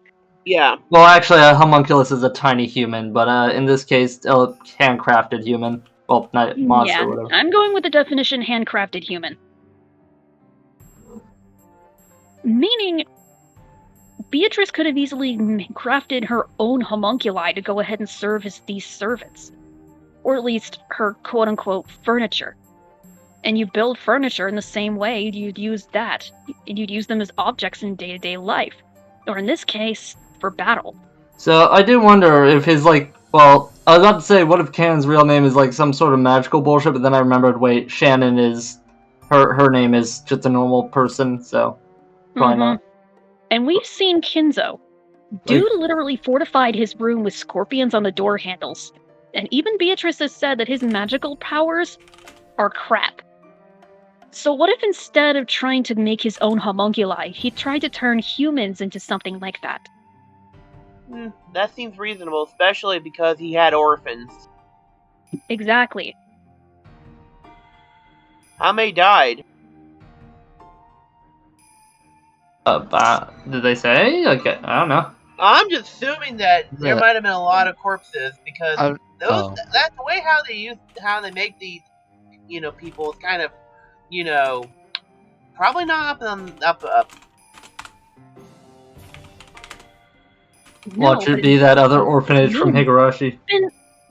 In this case, it would mean he's been magically experimenting on children and teenagers to turn them into his own pawns, knights, or what have you. Which is why they're closer to him than anyone else. Because they can actually go ahead and relay the same magical problems that he has. Meaning, he supplies their magic. Fuck, that's messed up. We know that the orphanage from Higurashi. Yeah, I'm making a I'm talking joke. about I was Yeah, too. That's Don't not the worry. same orphanage, man. There is no fucking Yeah. way that's the same orphanage. This orphanage would have to do really weird and really dark shit to those kids to actually make them erase most of their personality and clear them into literal tabula rasa. Just to get them into magical... Oh god. I mean like Goda is just like a dude. Like No. Goda isn't any kind of a rook or a knight or anything. He's a pawn, same as the rest of the family. They're pawns. as I said, like the servant, like Goda's a dude. the man. Yeah, just a regular dude who went like, I did not sign up for this shit. Yeah. Yeah, pretty much.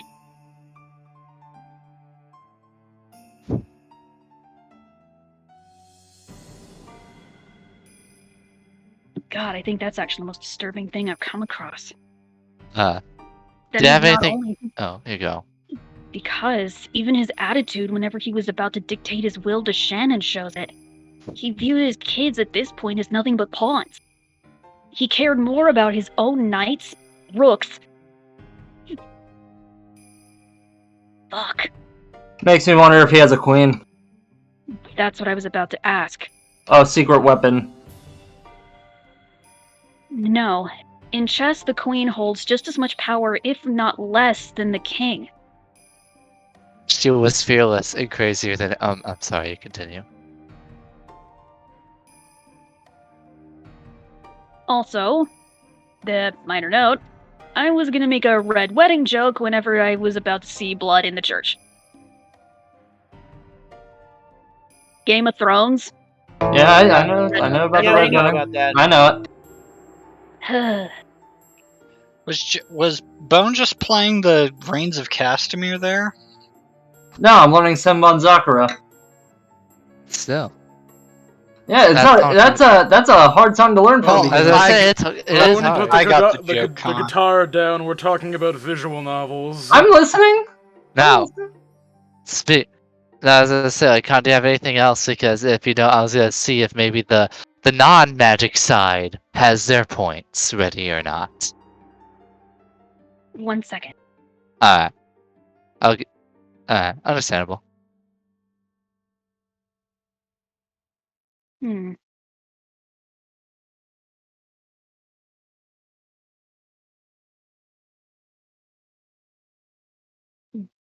Actually, I think I figured something out. In every game of chess, there's always 8 pawns on both sides. Then there's always 2 rooks, 2 knights, and 2 bishops. And then there's always a queen and a king. Speak of this as if Beatrice herself is a king. That would mean the other 7 pieces that are on those boards that are special would be her homunculi, or the servants that she so actually follows.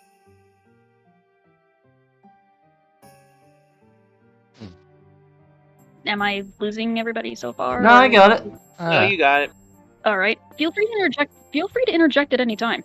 No, I'm following along. All right then. Then take a look at Kinzo's side. His 6 kids would have gone ahead and qualified, at least as some pawns. Or at least, yeah, 4 of his kids would have qualified as the pawns. Whether or not whether or not their mates would count is a different story. But his servants would easily go ahead and qualify as the rooks, the knights, and the bishops. Do you think? Oh.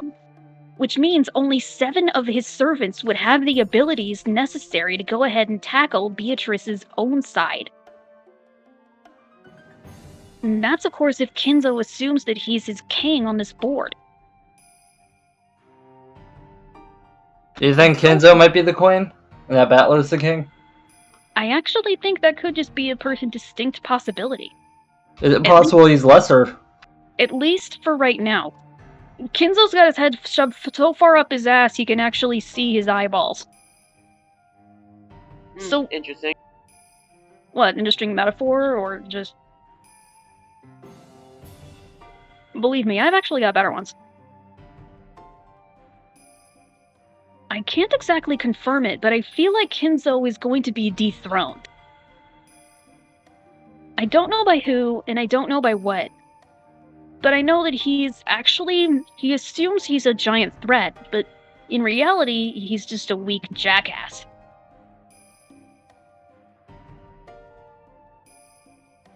He has some significance in magic, and he has some ability, but I still feel like he's weak compared to all of this. I don't know why, but some part of me just refuses to feel sorry for him for something. Whether it be my theories, or whether it just be his own attitude, it's something about him that I just don't like. But Khan, he only refers to his kids as vultures that feed upon his corpse. Oh, they are vultures. Yeah, he's not wrong about that though. I mean, He's yeah, super he's not right. Yeah. Boy, Malloy. Rudolph called himself a vulture, basically. Mm-hmm. Right. Anything else? The epitaph above the chapel door. It said something along the lines of, this door is only open due to the probability something or other. I didn't get the entirety of it. Then it said, unless a miracle occurs, you cannot open this door. Why is it we're only just now being introduced to a chapel? That was built for a weird reason that no one knows about. For oddly specific reason. That no one used, not even Kenzo supposedly. And yet he still went out of his way to get it cleaned. 4 times a year, as a matter of fact. And remodeled or refurbished. Every So other couple of it years. holds some significance. As I say, like, the building wasn't exactly full of wasn't exactly a cobweb. It could be that it has something to do with the with just it being a memory. It could have some significance for like a future possible ceremony. Could be a few things. Like a future wedding. I think they're making a 999 joke again. Not. I'm just talking about the ship of Theseus. Yeah, I know. We're just going to talk about breathing air, and you people are going to think it's a 999 reference. I remember them talking about that in Zero. Yes, but they talked about Zero other pieces of media as well. Also, it's just a concept that exists. Okay, I didn't think it applied to this. A ship of Theseus is actually a metaphysical escape of identity. Okay, don't think anybody knows this one as much. No, I know it. I just didn't see it as applicable to this situation.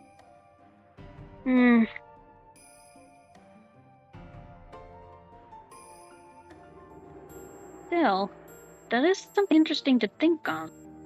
Keeping that one.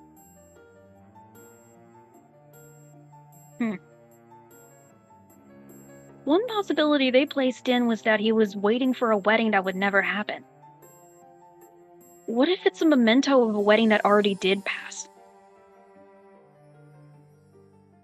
Or at least, what if Beatrice somehow did actually love him and married him in the chapel, and he keeps it there as a solemn reminder of what was to come and what has passed? I don't think she would marry that guy. I think that is a thought, but I have a weird feeling that this seems like an important place. I seriously doubt there's less to it. I imagine there's more to it. If they're going to introduce like this big place that a bunch of people are talking about, it sounds like it's going to have future significance. Definitely. And the golden epitaph on the top of that one just proved it even more. I was also thinking, what if this is actually in some way related to the door to the Golden Land? And not just in a metaphysical kind of way. Golden Land could equate to heaven, meaning that those doors could be a metaphysical location, or at least a spiritual location to get to the heaven. Or the Golden Land, as they're saying. What do you guys think? Could be. I don't know. I'm thinking of something, but I don't have it fleshed out yet.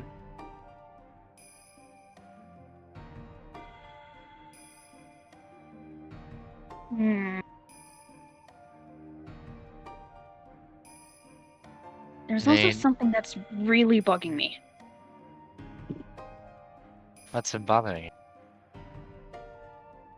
No. What she's going to do to Ken's corpse. In how many ways can you desecrate the dead? Multiple ways. What's the worst possible thing you can imagine to doing to somebody's corpse? Taking a I'm shit trying on to it? think of...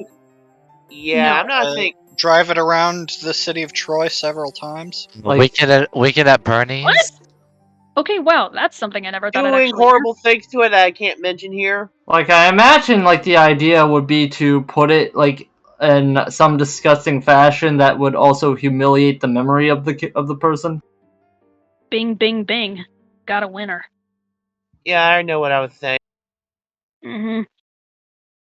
I'm terrified to see what Beatrice could actually think of. And at the same time, I'm kind of looking forward to it. I mean, she cut open those bellies and stuffed candy in it, so it's pretty creative. What if it wasn't her that did that?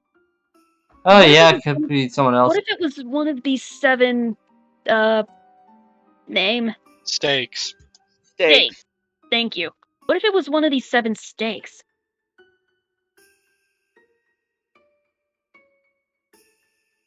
Wait. Oh, that's definitely a possibility. Wait, in the previous episodes, do they leave behind the stakes after they killed the people? Yes. That's weird. Probably in the first episode, that's what probably happened to them in the magical sense. Mm-hmm. Anyone got a non-magical sense about this one? Well, let's wait till Kaneko finishes up her theories. We've already seen Asmodeus and Satan. See if I can't remember the names of the other lords of hell.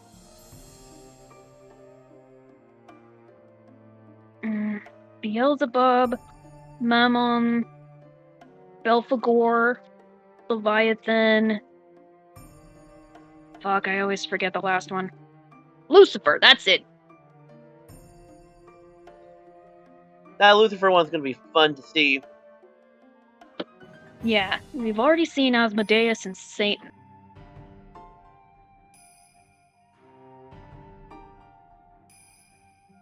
I'm kind of wondering how the other ones would look. Probably all girls at this point. And I wouldn't... Actually, yeah, that kind of just makes the most sense, honestly. There is a theming of it.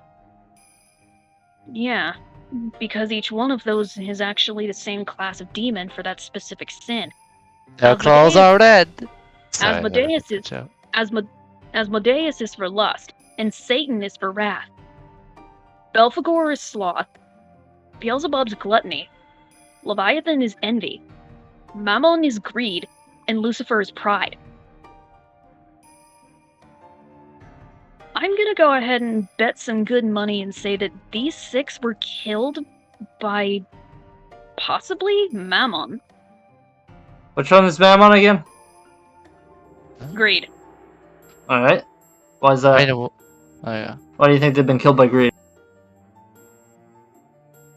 You said it before. They're vultures. Oh, okay. I thought you were referring to like the representations of the stakes, like maybe people they were in the past. Alright, you were talking about the family. Yes. Yes. Oh, okay, I misunderstood. No, that's fair. I should have actually elaborated more on that one. One thing I will note is back in episode 1, there was a stakes in the corpses still. Maybe that's their physical manifestation, or just something that they leave behind as a tell. And then. Well, I guess it could go into the non-magic idea of what we saw. Hold up. Follow me a little bit on this. Whenever those girls turned into stakes and launched themselves, it said it sounded like a woodpecker and that they were going erratically. What if they were going so fast and so erratically and hit their mark so precisely that it would be enough force to kill them in that spot? Like ricocheting off objects into weird angles? Ricocheting off objects into perfect angles that could pierce someone's forehead or their chest. It's the golden ratio. I mean, like, with that, there was that animation of, like, the thingy. Yeah, the whoosh whoosh whoosh with the red lines, yeah. Yeah. Well, it could definitely also go into the idea of the non-magic idea of just that what we saw wasn't actually magic or like an actual battle. It was a stake getting launched at the characters. So say it's more of a metaphorical thing from the non-magic. What we could have saw was a metaphor. Alright then. It's probably not, but it's an idea. I'm actually curious to see what you think about all of this in a non-magical sense. Are you done with your previous series? Yes, yes, I am. Alright, so let's go over what were the magical situations. Starting from the beginning. You can. Here, In so regards to the murders, or here to sort of help lead the discussion a little bit. How you have two big things that you can talk about right here.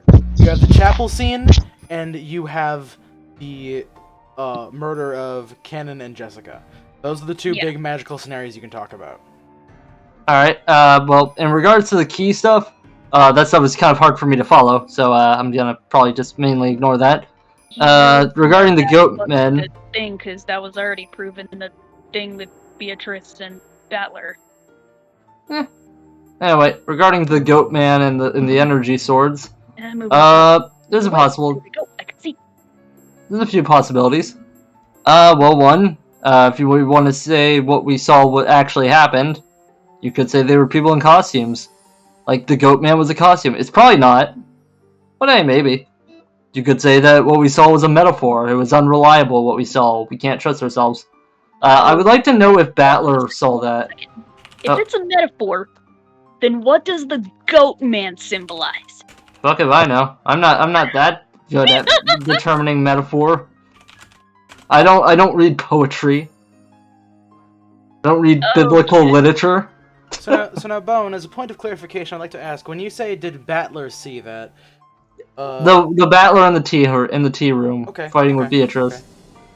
I call him the Fifth Dimension Battler. The Tea Party Battlers see that because there was no argument with Beatrice during that scene, and that would definitely be something that would help Beatrice's case. You know, energy swords. So why is Beatrice not showing Battler that? Because I feel like she could have. You're fun. I don't know. That's one way you could look at it, but it could be that because what's happening isn't actually happening. But it might be what she tells him happened. Who knows? But yeah, so it could be people in costumes, could be metaphor, could be a mix of both. She could have like people like hiding out in the island. Like maybe there's a bunch of people in goat outfits hiding around the island. Who knows? But I feel like you could find non-magical reasons for what we saw. Like without the Battler and Beatrice conversations, it's kind of hard to really say what we saw actually happened. And that's my idea. So then, how did Jessica and Cannon get murdered?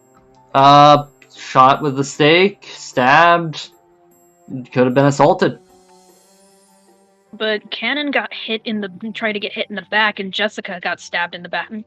Rather not stabbed, spiked in the back instead. Well, there was the ricocheting idea. There's totally the possibility that they had a projectile weapon that shoots the spikes. And they ricocheted it to hit where they wanted. It's an idea. Doesn't have to be a good idea as long as it's an idea. Sorry, my mouth was full. I noticed something in the live gen chat. What's the prisoner's dilemma? That's another Zero Escape thing. Oh, okay. It's not even a 999 thing. It's the VLR thing. I mean, you gotta understand that. Look, these are just concepts that exist. They aren't exclusive to visual. Okay, I told you in the game show. Okay, Orange. What was the prisoner's dilemma in Umineko? I don't know. Ask Zaz. He's the one who brought it up. Okay, where was the prisoner's dilemma in Umineko, Zaz? Please tell us, Power. You motherfucker. No, ignore Zaz. Ignore him. Yeah, ignore him. Hey! Anyway, yeah, if there's any other things you want to bring up.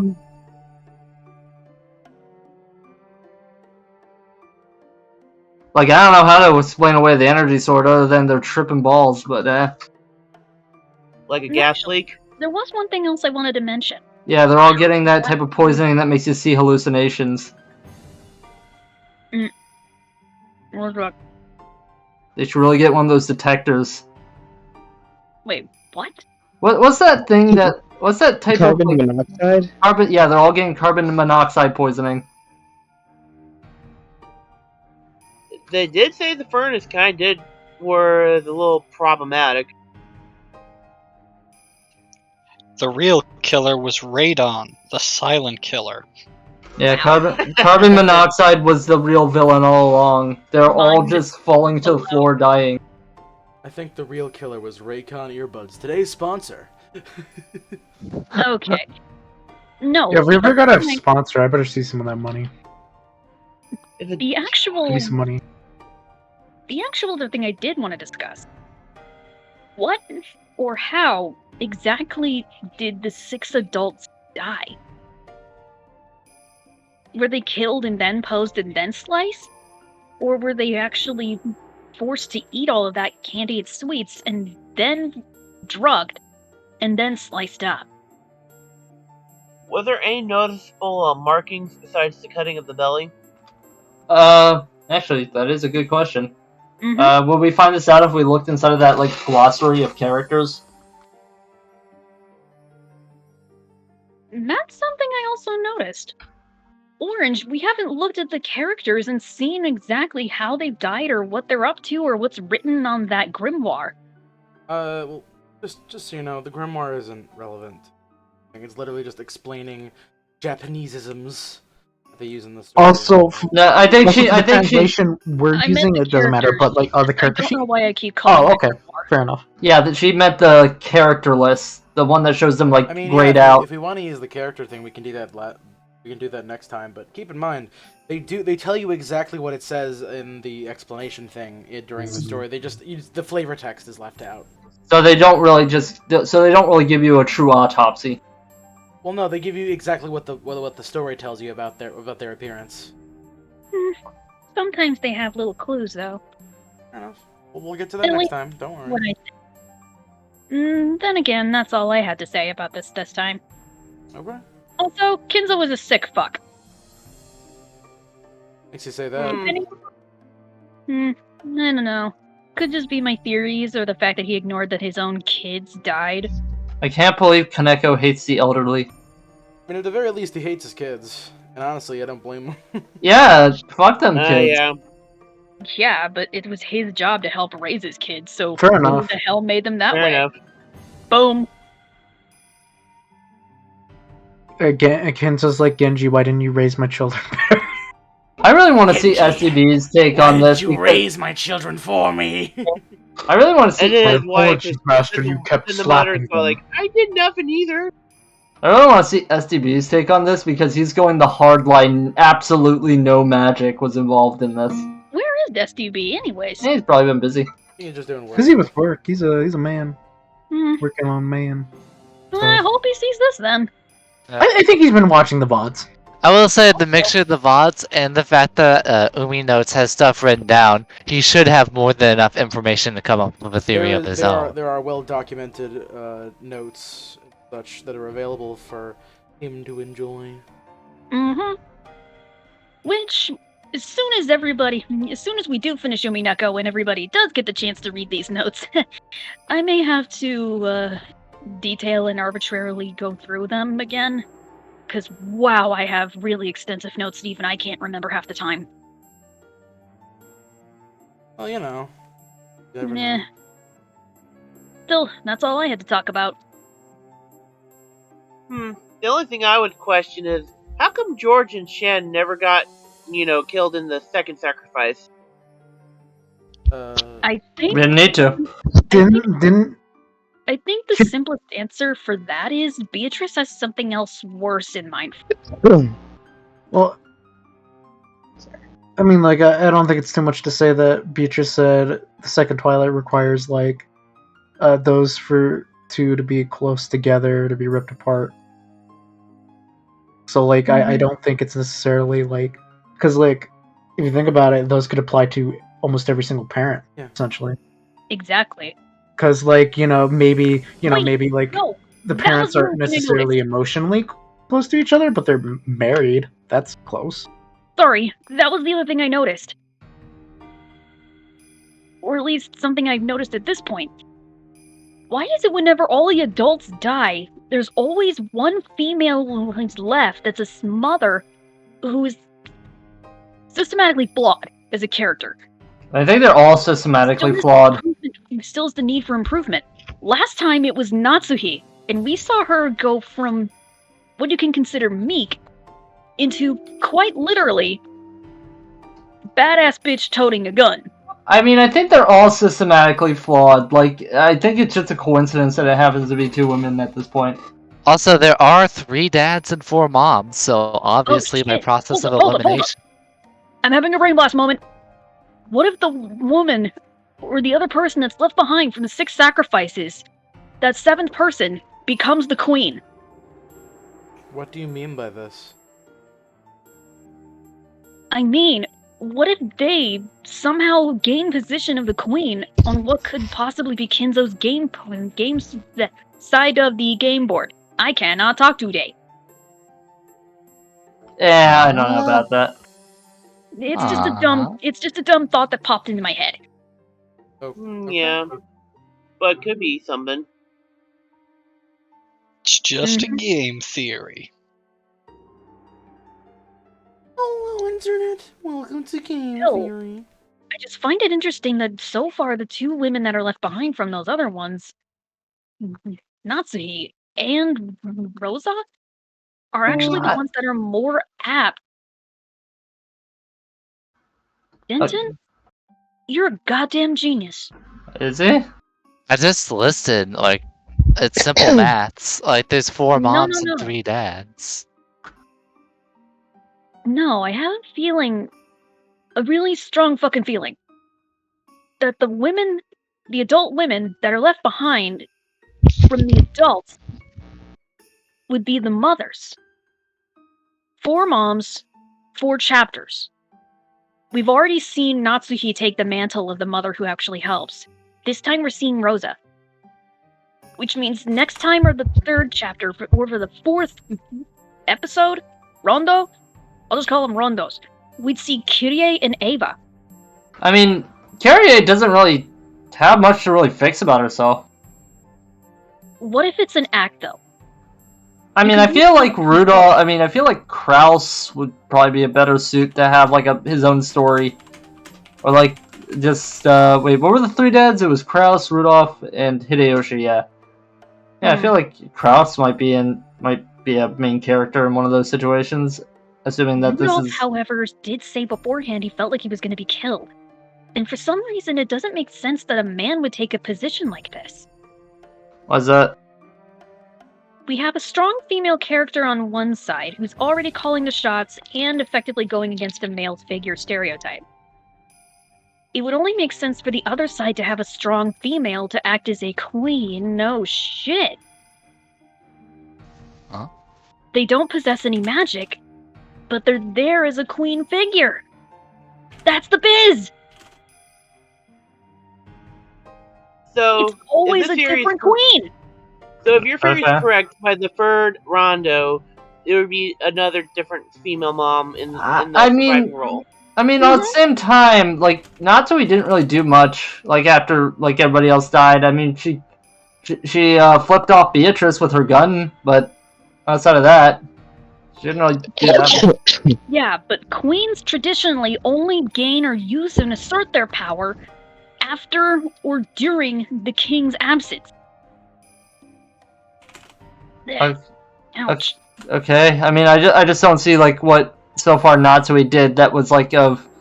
I mean, yeah, she was important, but just I don't know, just didn't seem like that. I'm also speaking about the rules in chess. You always go ahead and protect your queen, and you never assert your queen's authority in chess unless you're doing a gambit. Mostly, you're using your king. So if we think of this like a game of chess, in the first rondo, the king was already eliminated beforehand. And the queen was still standing, so she had to take authority. But she couldn't hack it. Because the opposite queen, or king in this case, was one step ahead. So she was meant to fall in the first place. In this case, the queen is also going to fail because Rosa doesn't have the kind of authority that can actually keep up with the kids or with the other pawns in this game. If I'm following that logic, that means Kyrie or Ava would be the one queen that would be the perfect piece to step up against Beatrice. I would say maybe don't get married to the series, but it's possible. I am being told by Heaven on High that it's getting kind of late and we should maybe wrap things up for now. So can we get closing arguments from people? And please make them kinda short. I'm gonna go ahead and put this chess theory on standby. It seems pretty interesting and I'll look more into it. But other than that, Maybe that's don't all look I've got. into things. Maybe. No, okay. We won't look into things. We'll just theorize without looking. Figure of speech! I'm just gonna look back into the rules of chess, dear lord. Kaneka, didn't Past and I have returned. Kaneka, didn't you actually look up the Lunon character's name? I did also... Oh, that's actually one other thing I can have that supports my theory of this. Those are the 7 generals of hell, and anything that anyone's name that has the on suffix to it is considered a name of holy and divinity. Alright, well we haven't seen Lunon yet, but didn't you look up her name? Yeah, and so far the only thing I actually found was just this one thing. Okay, just wanted to say, you're kind of juggling a grenade there. Just be careful with that. At least I don't have military dyslexia. Okay, I'm just warning you about spoilers. Regardless. Yeah, but when I typed in Lunon, I didn't see anything Umineko related, dude. The thing is that there could have been. The thing is that there could have been. Absolutely bumfuck. Kaneka, that doesn't change the fact that there could have been. So about wrapping that up soon. But yes. I don't know. I said what I need to. Wait, are we still on stream? Yes. Yes. Yes, we are. It's been on stream. Anyway, yeah. You're like that guy that went like. But yes, Kaneko, do you have anything else? Nope. Make That's him fast, pretty much Lisa. Alright, cool. Let's close out then. I just realized we're still on stream. Only 5 seconds have passed. Yep, but we're gonna need to close out because people have to go to sleep. Okay. Okay. I do have a theory, but I'm saving it for later. Alright, well, hey, you know what? We can save these theories and ideas for the next stream. Hopefully on Monday. Hopefully nothing bad happens. We'll see you all next time. Good night.